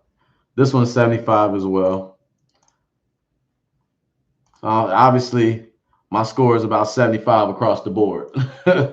But you guys get the point, right, with the lead score, right? So it just gives you a grade. Nothing, not too much to kind of discuss there, but it gives you an idea, especially if you have a team. You can kind of see, what your acquisitions is doing, right? What your lead managers are doing, like how they operate, how good are they, how can they improve, stuff along that line.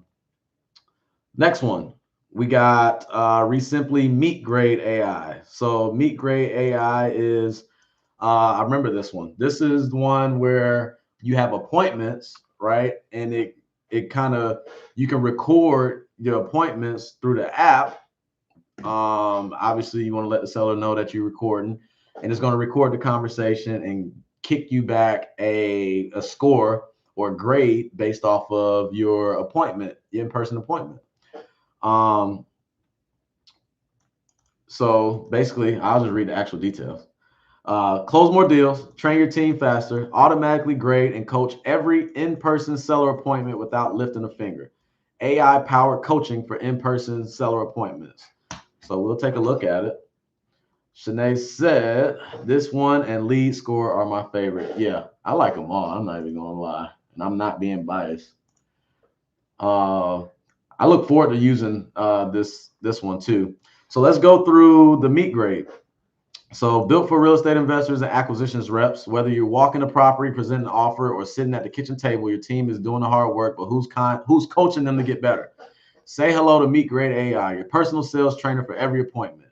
We listen to your in-person meetings and deliver a full scorecard across 7 key sales skills, targeted actionable coaching suggestions, a clean summary and activity log for follow-up. No more guessing what happened, no more missed appointments. I like that. Because sometimes, like, you can go on an appointment, so I'll kind of give you guys a breakdown how I do it. So when I go on an appointment, obviously I want the seller to be there because I want to build a rapport. I feel like when you're in person with these sellers and these homeowners, they're going to be more open to working with you. You kind of match a face with a name, a face with a voice, a name with a voice, all these different things. I feel like it gives you a better chance of closing that deal, essentially, and building more of a connection with that seller. Because you got to think about it. How many companies are out there just making offers and not going out to see the property? There's a lot. So whenever there's an opportunity, I don't do it on every property, but if there's a good deal, a great deal, it's a property that I really like, that I think I can get, then I'm definitely going to go in there and try to rub shoulders and meet the seller. So while I'm there, there's times where, things could be missed, right? You're there building rapport. You might forget something that the seller might have said that's important, that has some value. That's where this comes into play, right? So they record the conversation and grade it. So this is what they grade in every call. So rapport and trust building. Did the rep connect personally and put the seller at ease? Excuse me. Was the property condition assessment? Did they walk the property thoroughly and ask the right questions? Objection handling, did they confidently work through concerns or hesitation? Next step clarities, if no deal, did they lock in the follow-up and timeline? Was there motivation discovery? Did they uncover why the seller needed to sell now? Offer presentation, did they explain the offer as a solution, not just a number? That's key. Closing the deal, did they ask for a signature or push for a commitment, right? So those are some things that they grade. What you receive after every appointment, a grading report, you get a breakdown of the rep performance scored out of 100 with a check mark for strengths and an X mark for improvement areas. You'll get a meeting summary, the seller motivation, condition notes, offer details, objections, and next steps, all summarized in Resimpli for internal review.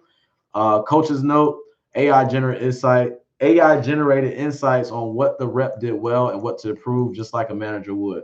So this is basically having a coach without having to have a coach, right? You don't have to pay for a coach. It's included, right? So when you go on these appointments, for those people who want to get better with talking to people in person, talking to sellers in person, this is going to put together a game plan to grade how you currently are. It's going to grade what you did on that last appointment.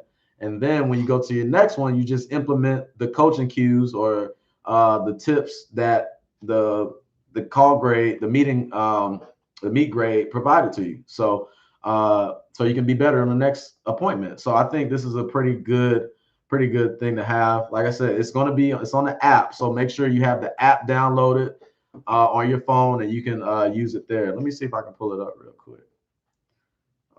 Because I haven't even looked at the app. Let me see. Go to home. Where is it? I gotta find it on the app. Where is it? I don't know where it is. So I'm gonna have to find it myself. So like I said, this is my first time going through it. So I'll look into it, I'll find it, and when I find it, I'll let y'all know. Oh, I didn't update my app. That's why. Make sure you update your app too. That's why you gotta update your app. Update your app. Keep your app updated. So let me go ahead and update the Resimpli app. Oh gee, I got 14 apps that need to be updated. It's crazy. Crazy. But anyway, I'm gonna go ahead and activate it. So I got that activated. So some Q&A about the Meet Grade AI. Make sure, okay, so it's telling me right now. That's why I'm doing it.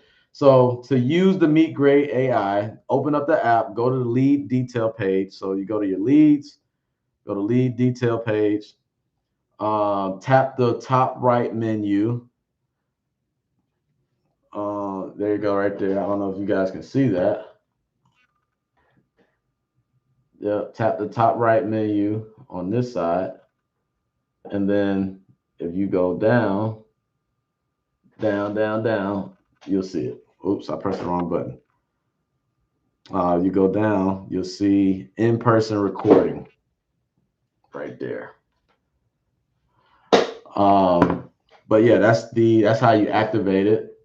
And then it's going to record. Once you click that, the AI will begin recording the meeting. Once it's finished, tap stop and save. The recording will be automatically added to the lead's activity log. Is there a time limit for recording in-person meeting? The maximum duration for recording in person is 60 minutes. Okay.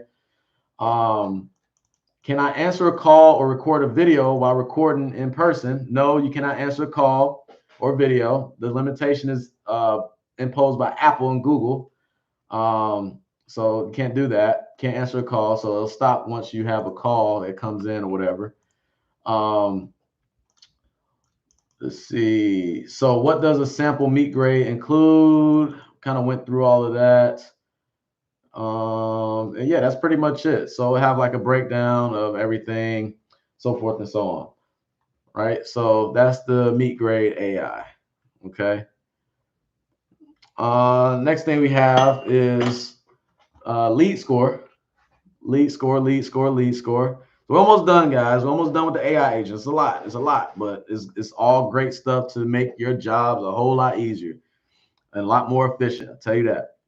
So there's no excuses for people not to get deals. If you get the leads, fill your CRM with leads, then the deals will come, especially if you activate and utilize all these AI agents. So Resimpli lead score. Know which leads are worth your time instantly. Our AI analyzes your past deals to score every new lead based on how likely it is to convert. So you can focus on closing, not guessing. So let's go ahead and take a look at that one. Let's take a look at that one.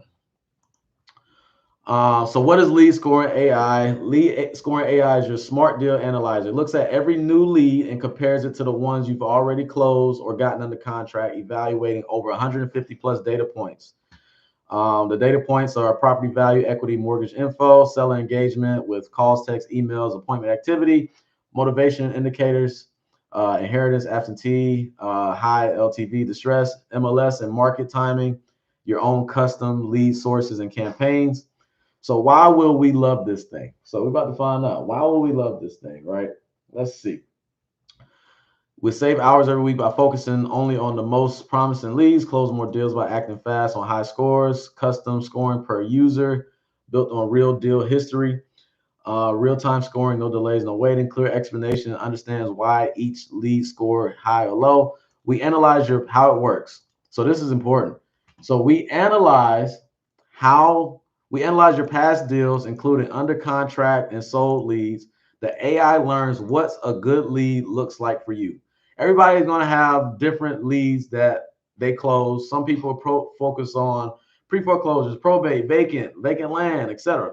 So everybody's going to learn basically what a good lead is based off of your actual closed deals and contracted deals. Yes, Sinead, this is fire actually. Each new lead is scored instantly based on similarity. You focus on the top scores where the money is, right? I'm about to try this out right now, see what's up. So what you receive. So what you'll see, lead score 91, right? Seller's inherited owner has 65% equity, responded to the first text in 5 minutes, and is similar to 3 of your past deals. That's dope. Private, smart, personalized. Your scoring is based on your data, not a generic algorithm. No 2 users have the same model. It learns from your wins. That's fire. I like that. Sinead, you're right. That's dope. So how I like this, right? I like this because I always preach, like when somebody, reaches out to me and they say, I closed one deal, but I'm having a hard time closing my next one. I always ask them, I was like, okay, well, what was that seller profile or that seller avatar of the first deal? How did you get the first one? Was it a vacant property? Was it, owner occupied? How much equity was in that property? How long did they own that property? What was the situation of that seller? I tell them, do that again. Just find more like that, right? So this is basically me telling that person that, but you're able to do it on your own. So it's basically going to show you like what type of leads you are really good at closing. So what does that mean? If I'm really good at closing these particular leads, that means I need to only be focused on these particular leads when it comes to pulling data and marketing, right? If on market listings, or let's say expired listings, I should say, if expired listings isn't what I'm good at, is not what I'm good at closing, then why should I focus on pulling those lists? If my lead score AI is telling me that I need to be focused on vacant properties where the owner owned the property for 15 plus years, had 100% equity in this area, blah, blah, blah, blah, blah, then I need to continue to focus on those, right? So that's why this is important. I want to try this out right now with some of my current leads. I want to see what we talking about. Let me see what we talking about. Let's see. So let me go to lead score. Let me try to find this out. How do let me see. I want to see. Let me try. I gotta, let me see, get lead score. That's it right here, right?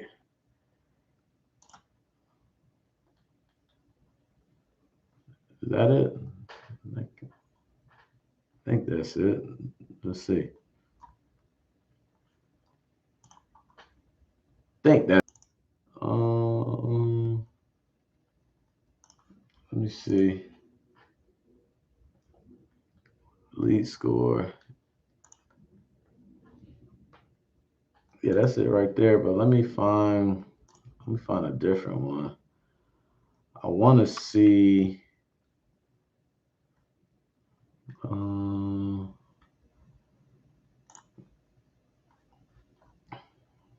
See something. Get lead score. Is this it, Shanae? The lead score? It says lead score. So let's see. That should be it.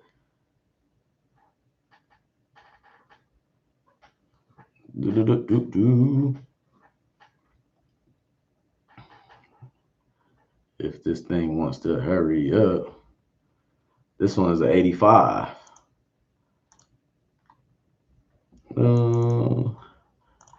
I feel like this is similar to oh, I had already went over this.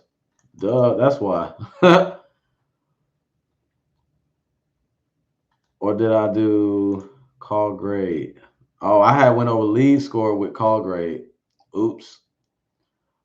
My bad. Call grade. Yeah, so let me go back to call grade real quick. Yeah, so I looked at lead score with call grade. So that was it. But let me go to I need to go to a lead that I had a conversation with recently. Some of these bastards don't answer the phone. Let me see. She only texts. This guy.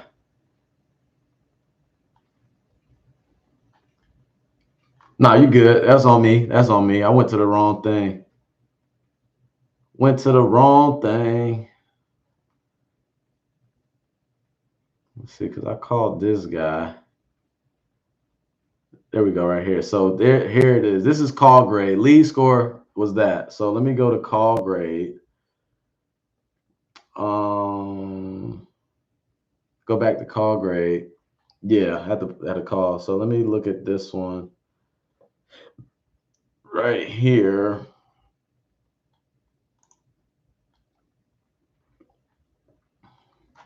This is a short call, so I don't know what the hell I was talking about on this one. Probably not much, but we about to see. Just the quickest one I could find real quick. I've got to go to some other ones, maybe a longer conversation. But yeah, so this is call grade. The other one that I showed was lead score. So lead score is at the top of the screen, top right here. Okay, so this one, this is call grade. So basically call grade is when you look at a call and you get a grade for every call, right? So it grades all these different things: rapport, trust building, seller pain points, et cetera, et cetera, et cetera. Right. I didn't show you guys this part, but you see all these things are, 12 out of 15, 8 out of 15, pain points, 10 out of 15. So the conversation did not delve into the client's motivations for selling. There's no discussion about any challenges or pain points. So different things along those lines. It was a 1-minute call, so it wasn't much on here. So that's why I got a 75. Let me find a better lead where I had a longer conversation. Let me see who I can find. Who did I talk to? Let me see.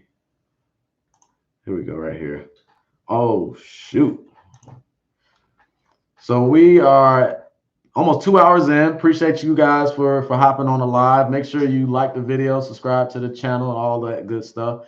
If you missed the beginning parts of the live, it's going to be posted on my YouTube channel, so you can check it out. Went through a lot of stuff. Still got a lot more stuff to go through.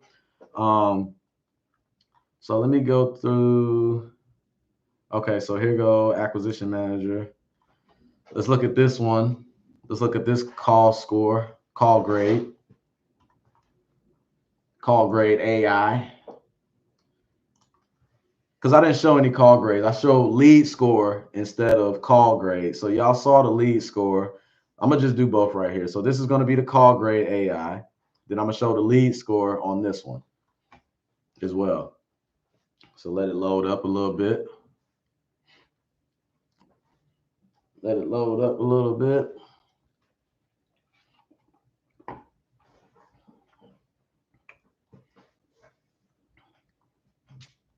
It's grading the call. It takes time.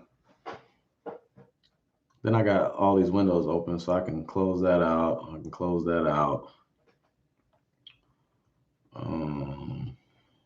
We refresh the page. Then I got some other windows open elsewhere too, so I got to close those out too. But we should be good. Look like I got a little lag going on, but should be all right. So let me go to, it is laggy. I wonder if it gets laggy. Okay, here we go. So I have the lead score right here with a call grade of 75. So did they establish a strong connection? The acquisition manager started a conversation with a friendly tone, which helped in building rapport. They acknowledged the client's travel and schedule, showing attentiveness. The humor about the price helped enlighten the mood and building trust. Suggestions: ask more personal questions to deepen the connection. Acknowledge the client's concerns or comments more explicitly. Share a personal anecdote to build a stronger personal connection. Seller pain point understanding, 10 out of 15. Did they explore the reason for selling? The acquisition did not explicitly ask about the reason for selling. There was some understanding of the client's readiness to move forward. The conversation lacked depth in exploring the client's motivation. Sheesh. I did all that in a previous call.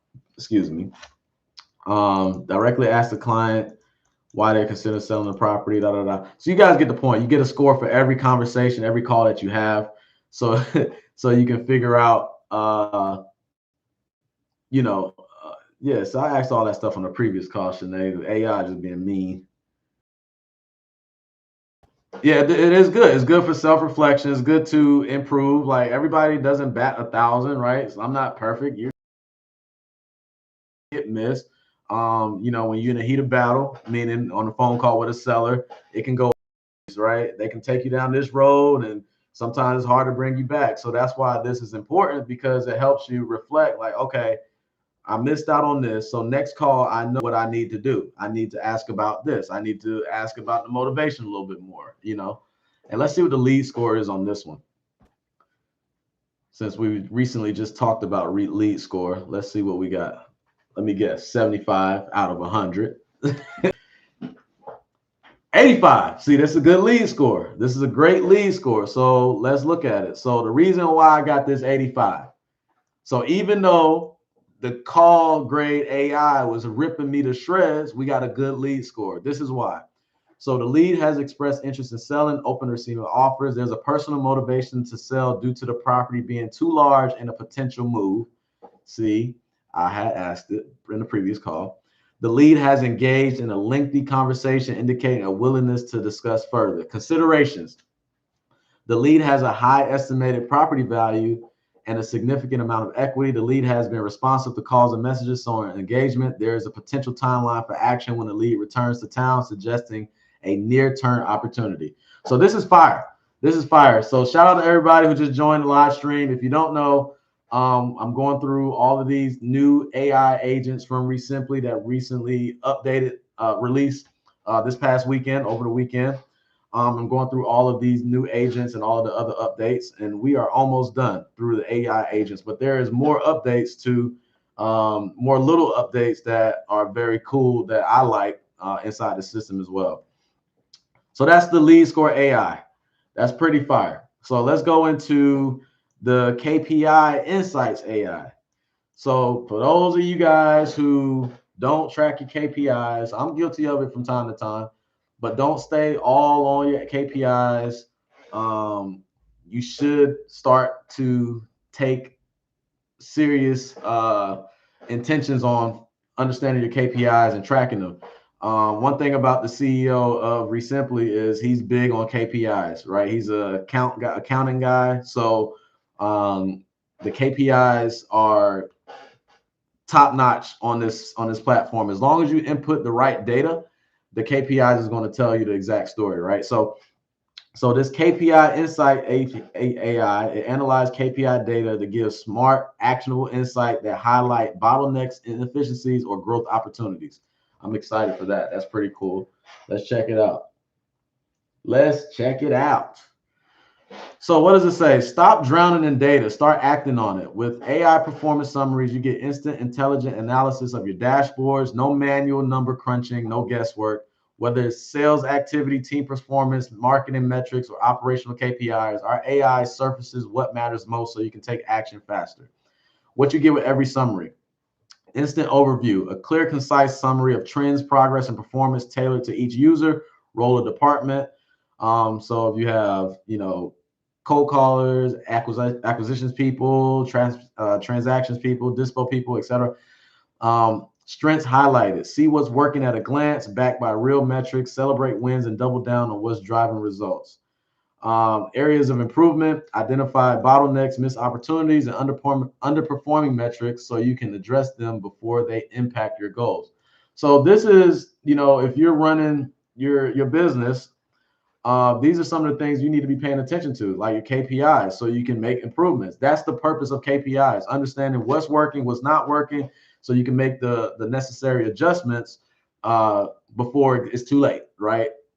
Why teams love it: smarter decisions, prioritize actions that move the needle, faster, better, data-driven decisions, faster coaching, equip managers with AI insights to lead better conversations, time savings, skip the manual analysis, let AI do all the heavy lifting, and better accountability. Everyone knows what's working and what needs work. So what you'll receive works across all dashboards, from sales and marketing to support and operations.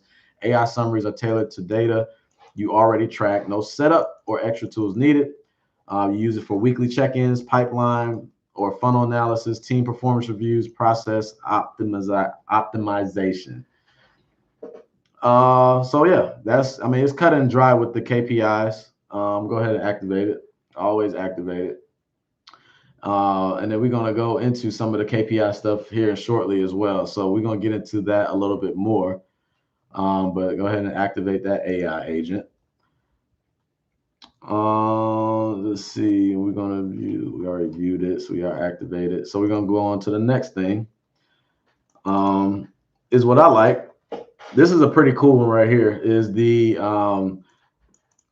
Translate AI. Break the language barrier without guessing. Translate messages with a single click. No more copy pasting into Google Translate or losing deals due to language gaps. This is cool. So for right now, it's only translating from English to Spanish, Spanish to English right now, right? So there's no excuse why you can't be marketing to, Spanish speaking sellers, right? Because in the lead forms, you can translate the messages to send in Spanish, send in English, etc. Right? I'm not going to read through all of this, but I'm gonna just show you real quick how, where it's activated at. So you go to one of your leads. Let me go to the lead real quick. Active lead. We go to discovery.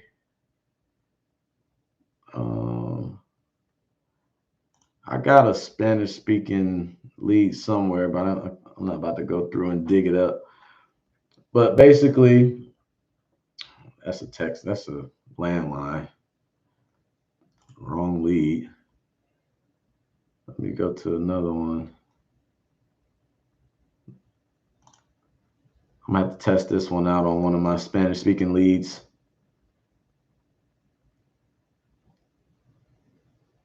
God damn it, that's another landline. Give me a second, guys. Let me find. I just need to go through one that's a text message so I can show you guys how to translate. Actually, test lead, duh. So let me go to my test lead, right? So I'm gonna go here. And then this is the button right here. You can translate to Spanish, right? Say, hello, are you interested in selling? Translate that joint to Spanish. Boom, just like that. Quick button to translate it. Translate it back to English if you like. Go to one of my templates, right? Change my mind. I'm trying to get back in touch with you. Boom, translate to English, translate to Spanish. I'm assuming that's the right Spanish words. I don't know, but the Spanish speaker is probably going to understand it. So yeah, that's a cool little thing. If you want to SMS in Spanish back and forth, you don't have to go to Google Translate, copy and paste. It's all right here within the lead form, right? You can switch back and forth, English to Spanish, English to Spanish.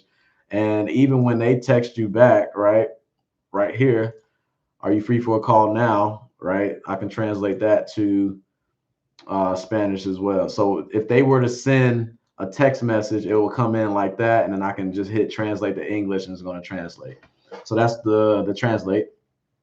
So I think we went through, those are all of the AI agents. Okay. Any questions about the AI agents? I know it was a lot. Hell, it took 2 hours to get through all the agents, but I wanted to jump through each one. And it's my first time going through all of them and going through each one. So I'm learning with you guys on how this stuff can work. But if no questions on that, let's move to the next thing. We got some things in the data section over here on the side menu. So we go up to goal setting. I figured like this stuff is pretty cool. Let me get more comfortable. So this stuff right here is pretty cool. You can set goals, right? So revenue goals, marketing spend, marketing goals, whatever. You can set all these goals, right? You got to have a target. You got to have a target. If you don't have a target, it's like you don't know what you're throwing, what you're going to hit, right? So just like a bullseye, there's a target. The goal is to hit the center of the bullseye. The center is the most points.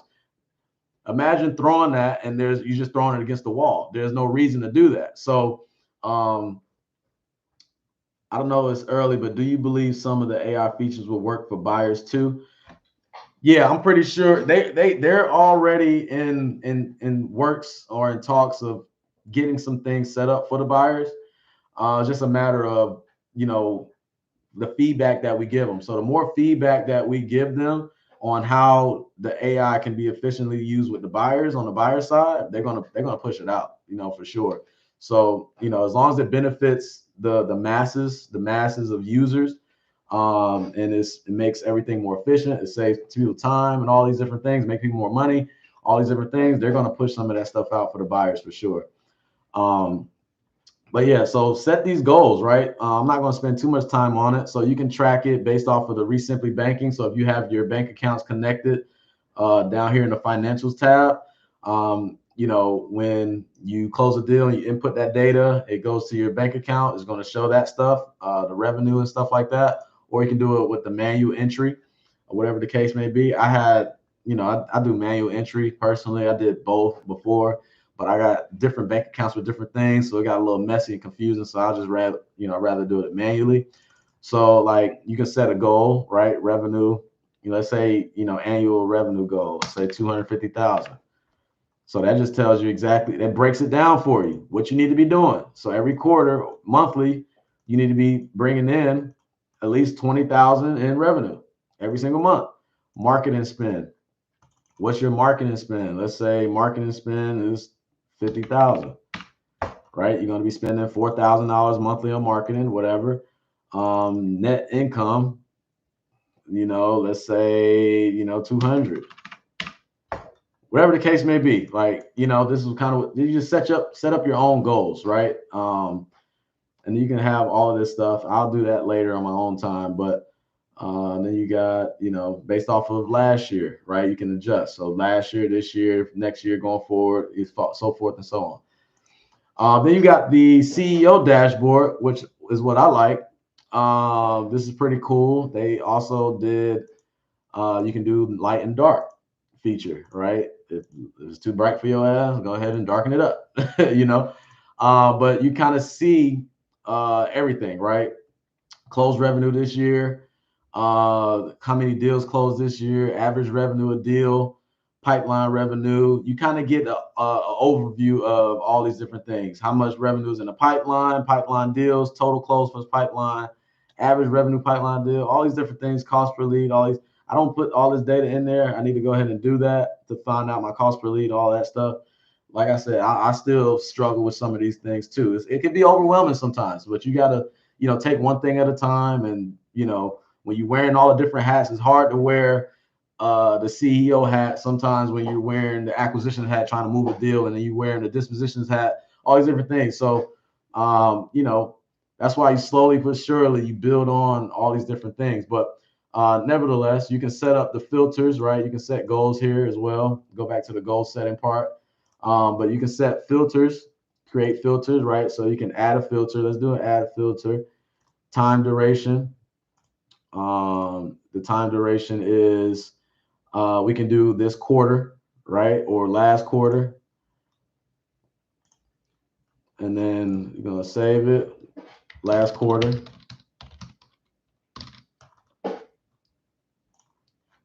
And now you got a filter for the last quarter. Boom.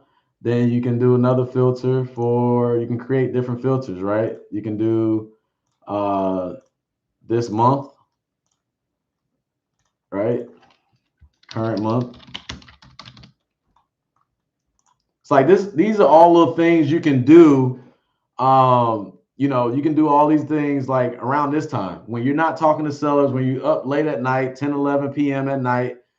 This is some of the little tasks that you can do to make your system a whole lot better, right? Add these. This is what I do. Like around this time, if I'm up late, I'm doing all this type of stuff. You know what I mean? We got last quarter, current month. We got, you can do year to date. Where is that at? Year to date. I think that's already up there. Hold on. Year to date is this year. You can put date. But you get the point, right? So that's that. All right. So that's the CEO dashboard, goal setting, the goal tracker. Right. This was built off of the last update anyway. So this is like, you set your goal for how many leads and all these different things. You just got to go through all this stuff. I'm not going to go through all of it because it can, that's something that you can do on your own. You got individual dashboard, right? With the KPIs there, qualified, appointment set, all these different ad filters. Here go to KPI Insights AI, right? So we're going to click on that, see what it says. See what it says. Shout out to everybody who joined the stream. Okay. So this is the KPI AI right here. So this is for me. If you have other agents or people on the team or whatever, it's going to go through all the KPIs, right? So Ties demonstrated exceptional performance, achieving 100% all key performance indicators. His contribution to revenue, sales, and communication efforts are commendable. There are no notable areas for improvement as he consistently. It shows other things. Outbound calls, calls. So it shows all the data, strengths, areas of improvement. Excuse me. So all these different things. This is based off of the conversational AI, right? I mean the KPI insights. So I just got to set goals and all of that stuff on here as well, which I'm gonna do. Comparison dashboard. If you have other agents or whatever, you can compare it. Lead source. See where all the leads are coming from, right? Based off of the source. That's why it's important. Like when you guys are setting up some of your when you guys are setting up some of your phone numbers, you want to make sure that they are in the right place, right? When you get new leads, you want to make sure they're connected to the right person. The way I set up my phone numbers is based off of the campaign, right? So I have probate. So whenever a probate lead comes in, it's going to be linked with this phone number. So I know when I close this particular probate deal, or a probate deal is linked to that phone number, and that way all my KPI metrics and all that stuff is in order, is organized, right? So a lot of times it starts from the beginning of putting this stuff in place early. And then once you have it all in place in the beginning, it's going to be so much easier to go ahead and have the KPIs do its own thing. A lot of people are just all over the place where it doesn't make sense. It's unorganized. So that's where it gets real messy and mucky. So if you're able to set up all your phone numbers the right way, let's say you add a lead, for example, right? You got the lead source right here, cold calling. Then you got the campaign name. This is where all that phone number stuff comes into play, right? A new lead comes in. If it's a probate lead, it goes to that probate phone number.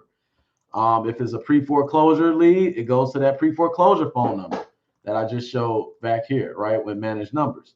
So that's why that stuff is important, because then it all routes back to this, right? Then you can see how many leads you get from cold calling and all these things, right? Campaign names, right? So this is what I was just talking about. You can see all the leads you get from probate or absentee and pre-foreclosure and all these different things. And it goes along the other the metrics, right? Marketing and sales, activity, outgoing calls, revenue and all of that stuff, and all these different things. You know what I'm saying? And then you just manage filter. You can add filters, right? We're going to add filter, campaign name, time period. Let's just do campaign name, filter values, includes probate, lead assigned visible. So you get all these different things. You know what I'm saying? You can show whatever. I'm not going to go through all of this because it's a lot, but it's going to be dependent on how you want to do it. But you can set it up. I just want to show you guys all these different filters that you can create to make it organized, right? It's on your KPI side. Then you got your business KPIs. This was like in the previous update, so that's not like a new update. But this all from here up is the new update right here with the KPIs. What else? What else we got? Notifications, SMS notification. You can receive SMS notifications on your phone number linked to your Resimpli profile. That's just easy stuff. Go here. Where's notifications at? Let's say. Let me get to that. How do I get to that shit? Notification preferences is up here. Duh. So you go to notifications, right? If you get a new lead, you can set it up where you can get text now. All that stuff, right? New lead assigned, you get a text, new lead added. That's just notification stuff, right? So nothing too crazy there. Just to give you extra notifications.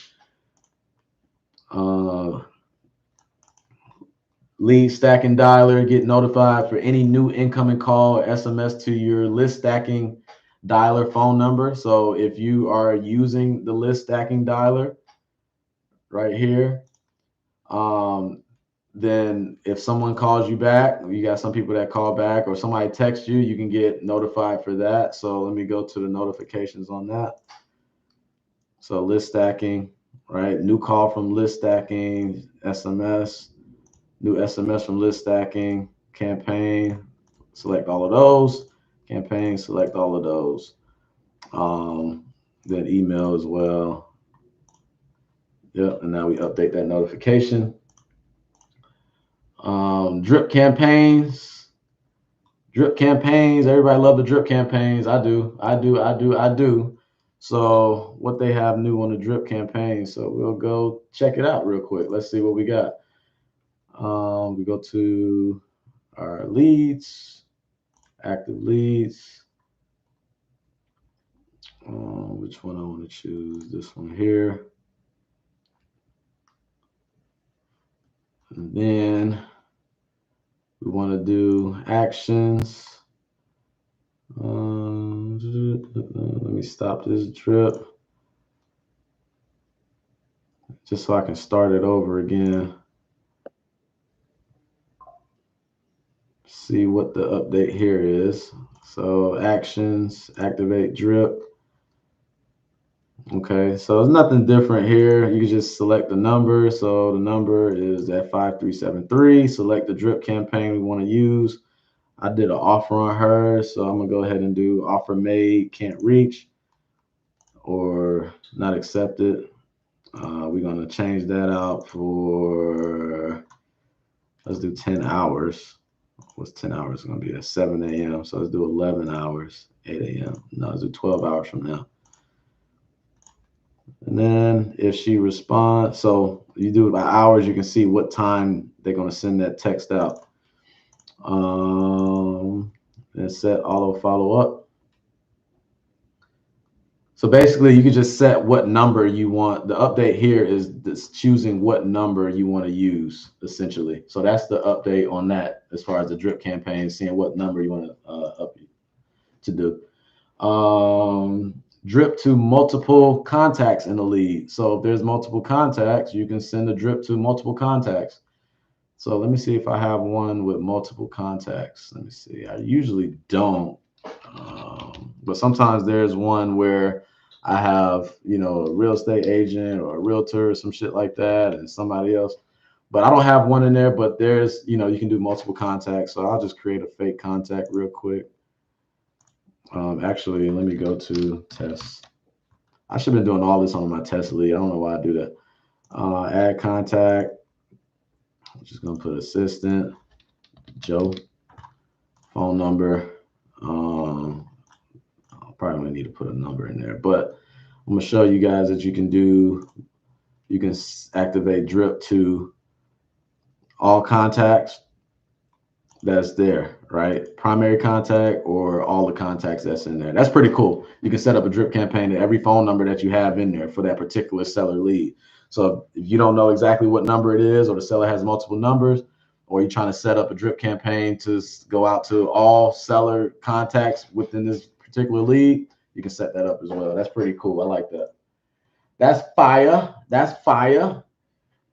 Y'all still following along with me? Y'all still following along? It's 2 hours. We're 2 hours in. Buyer changes. Okay, so we got some buyer changes. And I kind of like, so me personally, I've been using the hell out of the dispo process with the buyers on here. I've been doing my full dispo through Resimpli, sending emails, sending bulk text messages, the whole nine. So bulk SMS. So previously, bulk SMS to buyers could only be sent from a toll-free number. Now you can also send bulk SMS using a local area code number for a more personalized touch, which is cool. So you go to buyers, you go down to your contacts, buyers, whatever. Select. We're going to select one, select action, send bulk SMS. Because previously, you can only send, I'm just showing you my buyers list. Y'all know I don't care.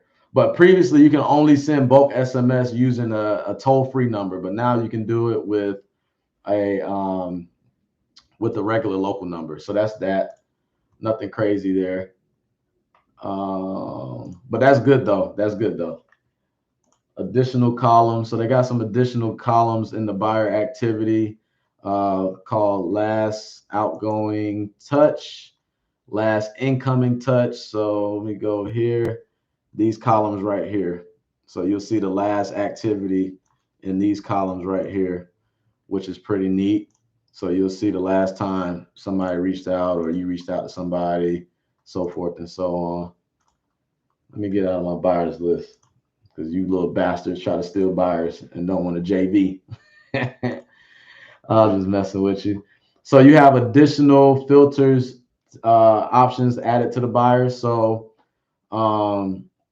You can put who owns this buyer, date added, number of deals, number of inquiries, number of offers, number of uh, open houses attended or appointments attended, last outgoing touch, last incoming touch. So basically, going to buyers again. At this point, I don't even care. We go filters, right? We go to filters, add filter, and we can do customized filters, right? So as you can see, I have filters set up for just for phone numbers only, or contact mobile, just one area. So I got a few different filters there, and you can just add, different filters, a few more filters of like number of deals. So like if you want to find the buyers that have done more than one deal with you, you can sort that out, or you create a filter for that, or you can create a filter for buyers that haven't done a deal with you. You know what I'm saying, and kind of push those and create a filter for that. So that's pretty cool, pretty neat. Next thing is when add a new buyer, the primary account owner is no longer selected by default. You can assign the primary account holder as optional. That's nothing. That's when you add in a new buyer as far as who. So that's nothing major there. Changes, vendor contacts. You can now add vendor contacts and inventory, perfect for adding tenants, contractors, and more. So let's go to inventory real quick. So this is good for people. Like I said, this software is good for people who have rentals, all different things, right? They own properties out here. They do fix and flip, all these different things.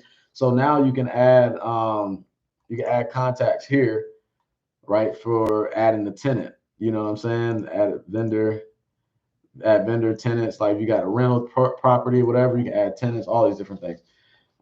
Next, recurring tasks. I like this feature right here a lot. So let me go to add task, and we can do recurring task, which is pretty dope. So let's say you have,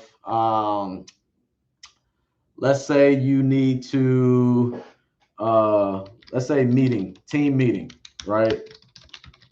And you have your team meeting every Monday at let's say at 10 a.m. or some shit like that. 11 a.m. Right? You can do a recurring task on that. Where does it say? Want this task on repeat? Yes. So repeat on weekly, right? And it ends, and you can end it out for however long you want to go, right? So you can create that recurring task. So that task is going to show up every day, every Monday at 11 a.m. in your task up in this area. So that's pretty cool. So whatever task that you need to be recurring, you can set recurring tasks for that, meaning that you're gonna have to do every week or maybe every day, or it could be anything. It could be review KPIs. That can be a daily task that you can set, right? It can be a weekly task you can set. It can be team meetings, things of that nature, right? Review financials every month or every quarter, or whatever the case may be. You can set up recurring tasks. So I think that's pretty cool. The next thing is task linked to under the contract and scheduled closing date will now automatically update if either date changes. For example, if a task is set for 3 days after the scheduled closing date and the original date is May 15th, the task will be due on May 18th. If the closing date is updated to May 20th, the task due date will automatically adjust to May 23rd. So it just basically it updates this change, right? So if it's a scheduled closing date, I just read what it did. So it's just going to update the closing date basically. If it passes or if the date changes. So if the due date is 3 days and you update that initial date, it's going to update. So that's basically what that is. Okay, email marketing. When creating an audience from a past campaign, you can now filter by not open and not click. So let's go to the email marketing, because I use a lot of email marketing when I'm sending. You can now filter, you can add an audience. So let's create a campaign. Campaign name test 1, select audience. We got that. Hold on. Select audience from past campaigns, and then select based on past campaigns.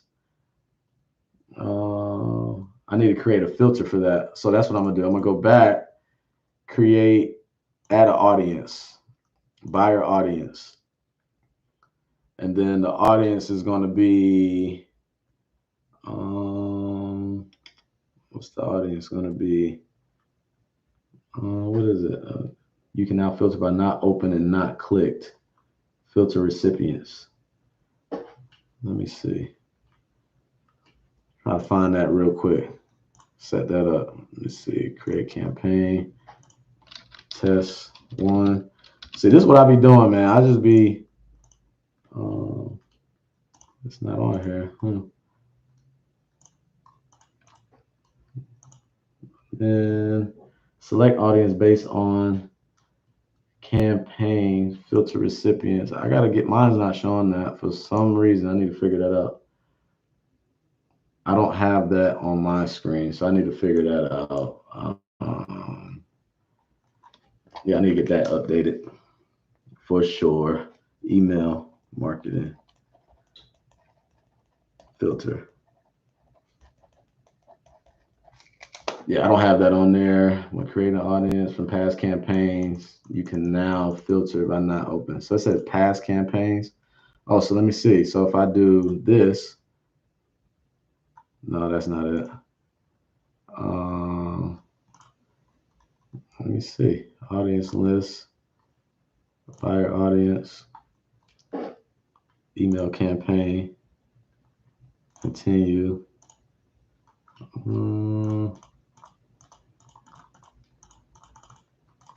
I'll figure this out later, but that's another update there.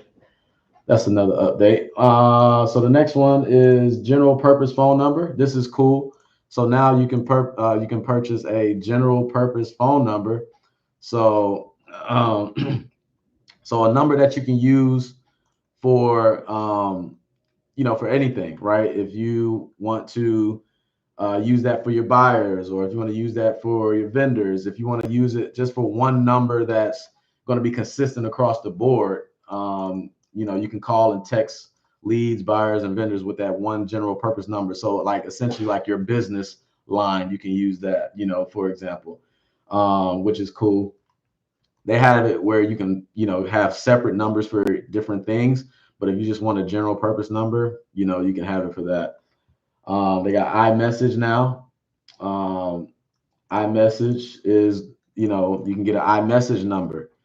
So you have to send an email to support to get the iMessage number. So basically that it creates the blue dot like an iPhone. It's going to be like iMessage basically.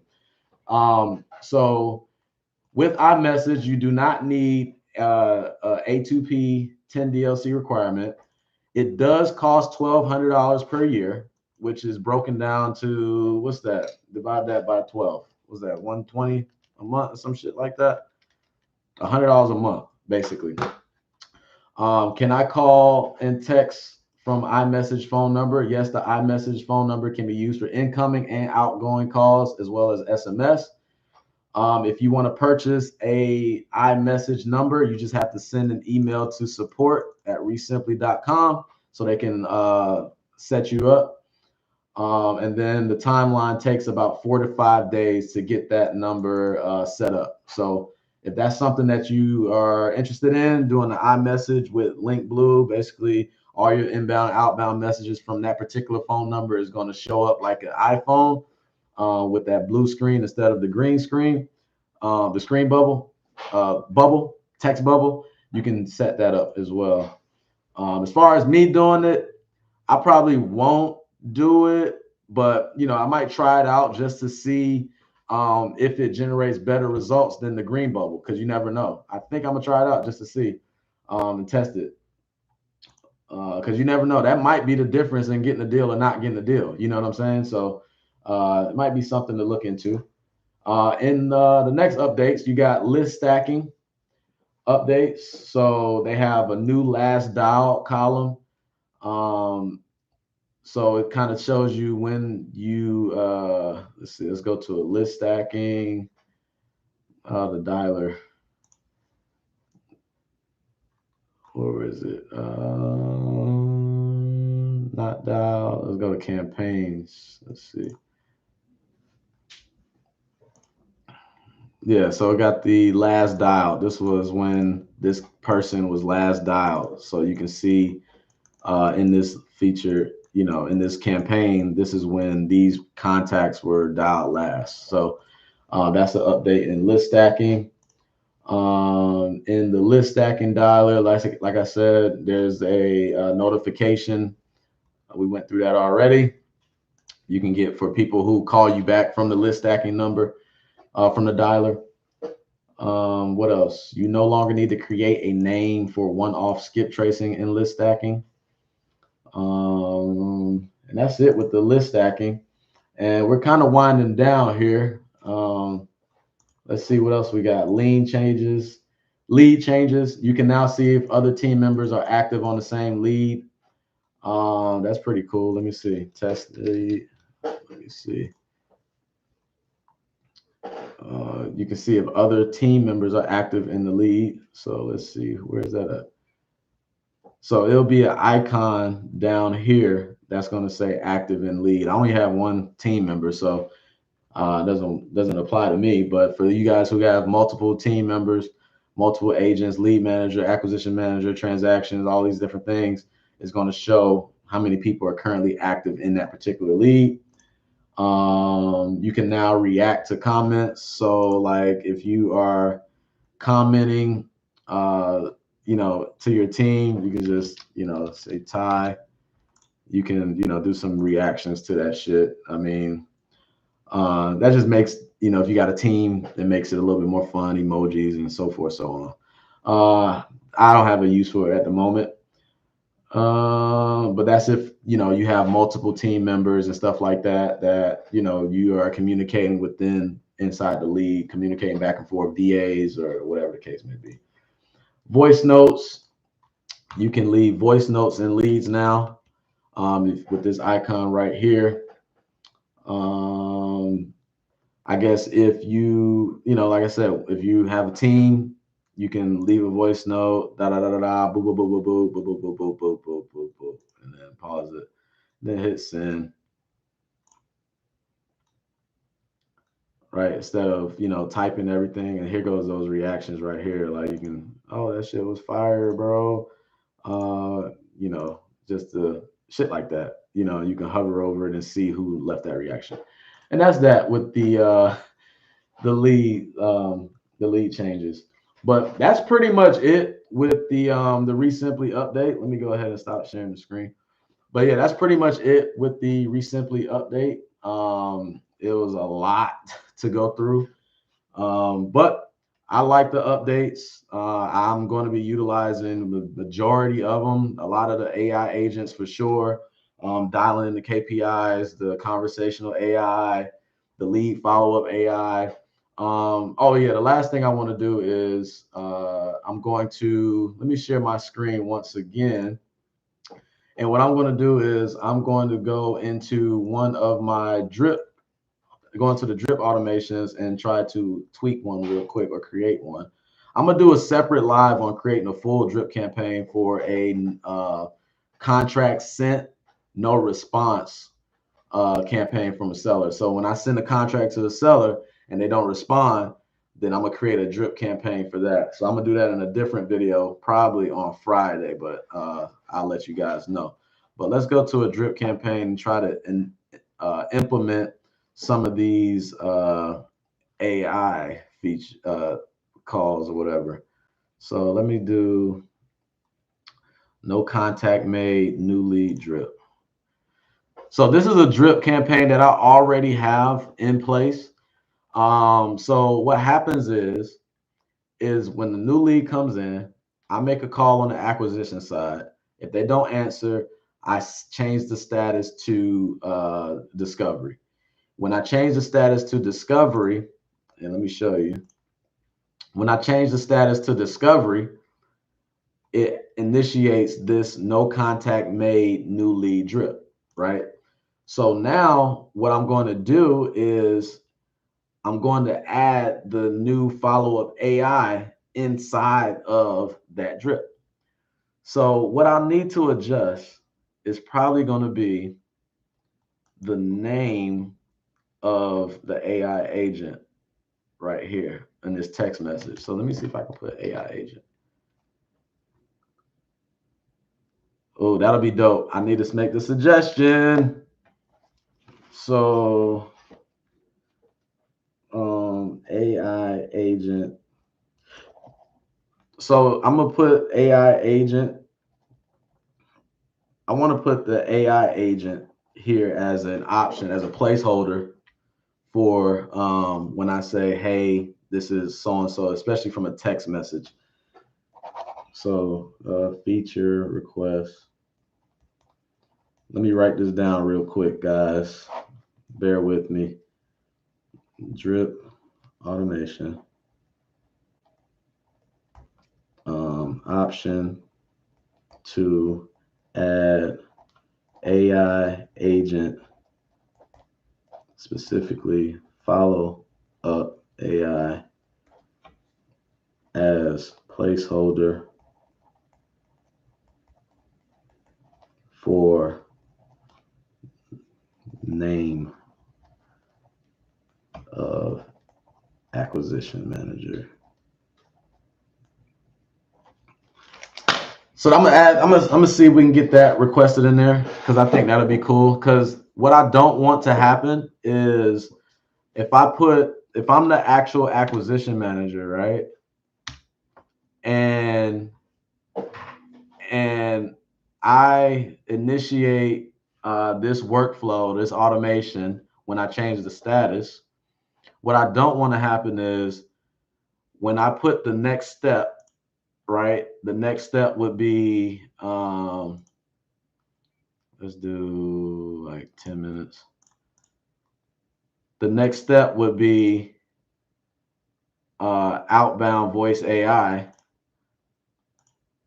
I don't want the assistant to call and be like, hey, this is Lenny, when the first text message was, this is acquisition manager Ty, right? But the other way I can kind of switch that is I just name the AI agent the same as the acquisition manager, essentially. You know what I'm saying? But I want to see how it works that way. It depends on the process, right? Because like for me, I'm doing all the follow up, right? So there's going to be times where I make the calls, or it might be times where if I'm using the outbound voice AI, the outbound voice AI person is going to make the call, but he's going to say his name is Lenny, but we're calling from the same number. You know what I'm saying? It might be a little confusion there. So I need to figure out how I'm going to do this, unless I use a different number or set up a different drip automation. I got to figure out how I got to do that. That's one thing I got to figure out. That's the only issue I see right now with me setting up this automation. But yeah, that's pretty much it. But anyway, that's something that I'll take a look at. But anyway, how I was going to do it is, have that initial text message go out, then 10 minutes later or 5 minutes later, after that message go out, 10 minutes later or whatever, have the voice AI make that follow-up call. But I might have to create a different automation for this entirely. So I'm going to remove this step for right now. Not this one, but the voice AI step.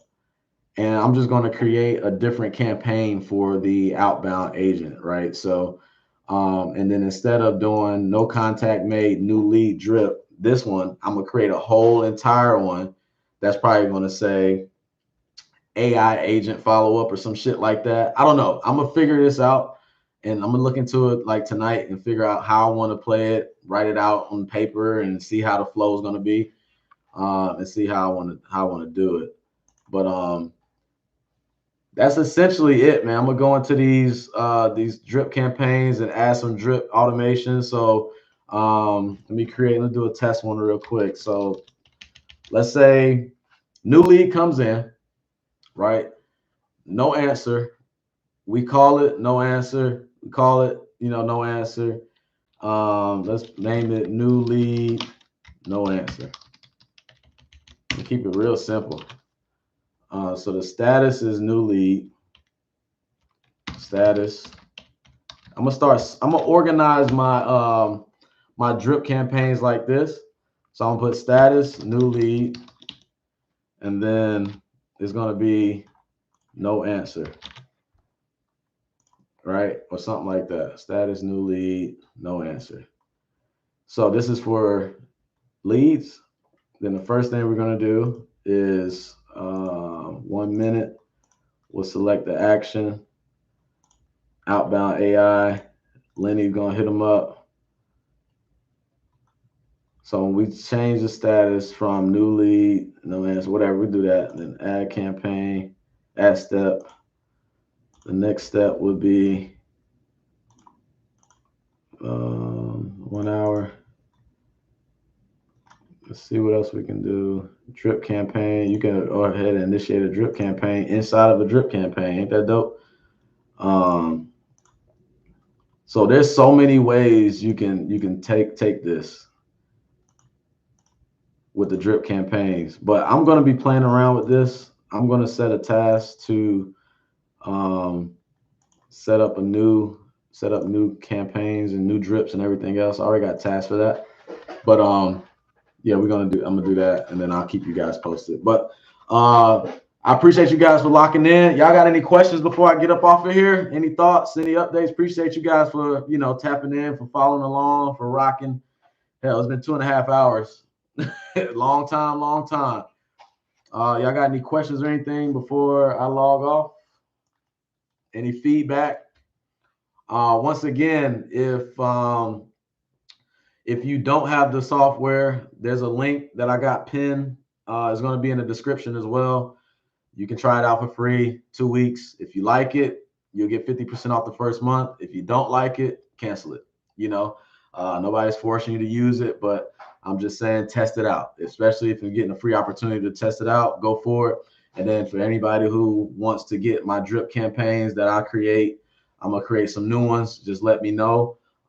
Just comment drips or something like that, or DM me or get in contact with me, and I'll make sure I get those drips added to your account. But other than that, if you guys don't have any other questions, appreciate you guys for watching. I hope this was a valuable video. I hope this stuff helps you like it's going to help me. The main goal is you got to implement it. It was just a quick breakdown of these new updates, these new features that I'm excited about, that we're all excited about, to make our days a whole lot easier and close more deals. So until next time, make sure you guys like, follow, subscribe, all that good YouTube talk. And if you missed a lot of the video, make sure you check back later on. It's going to be posted up on the YouTube page, on my YouTube channel. So other than that, y'all be good. Have a good night, and I'll see you in the next one.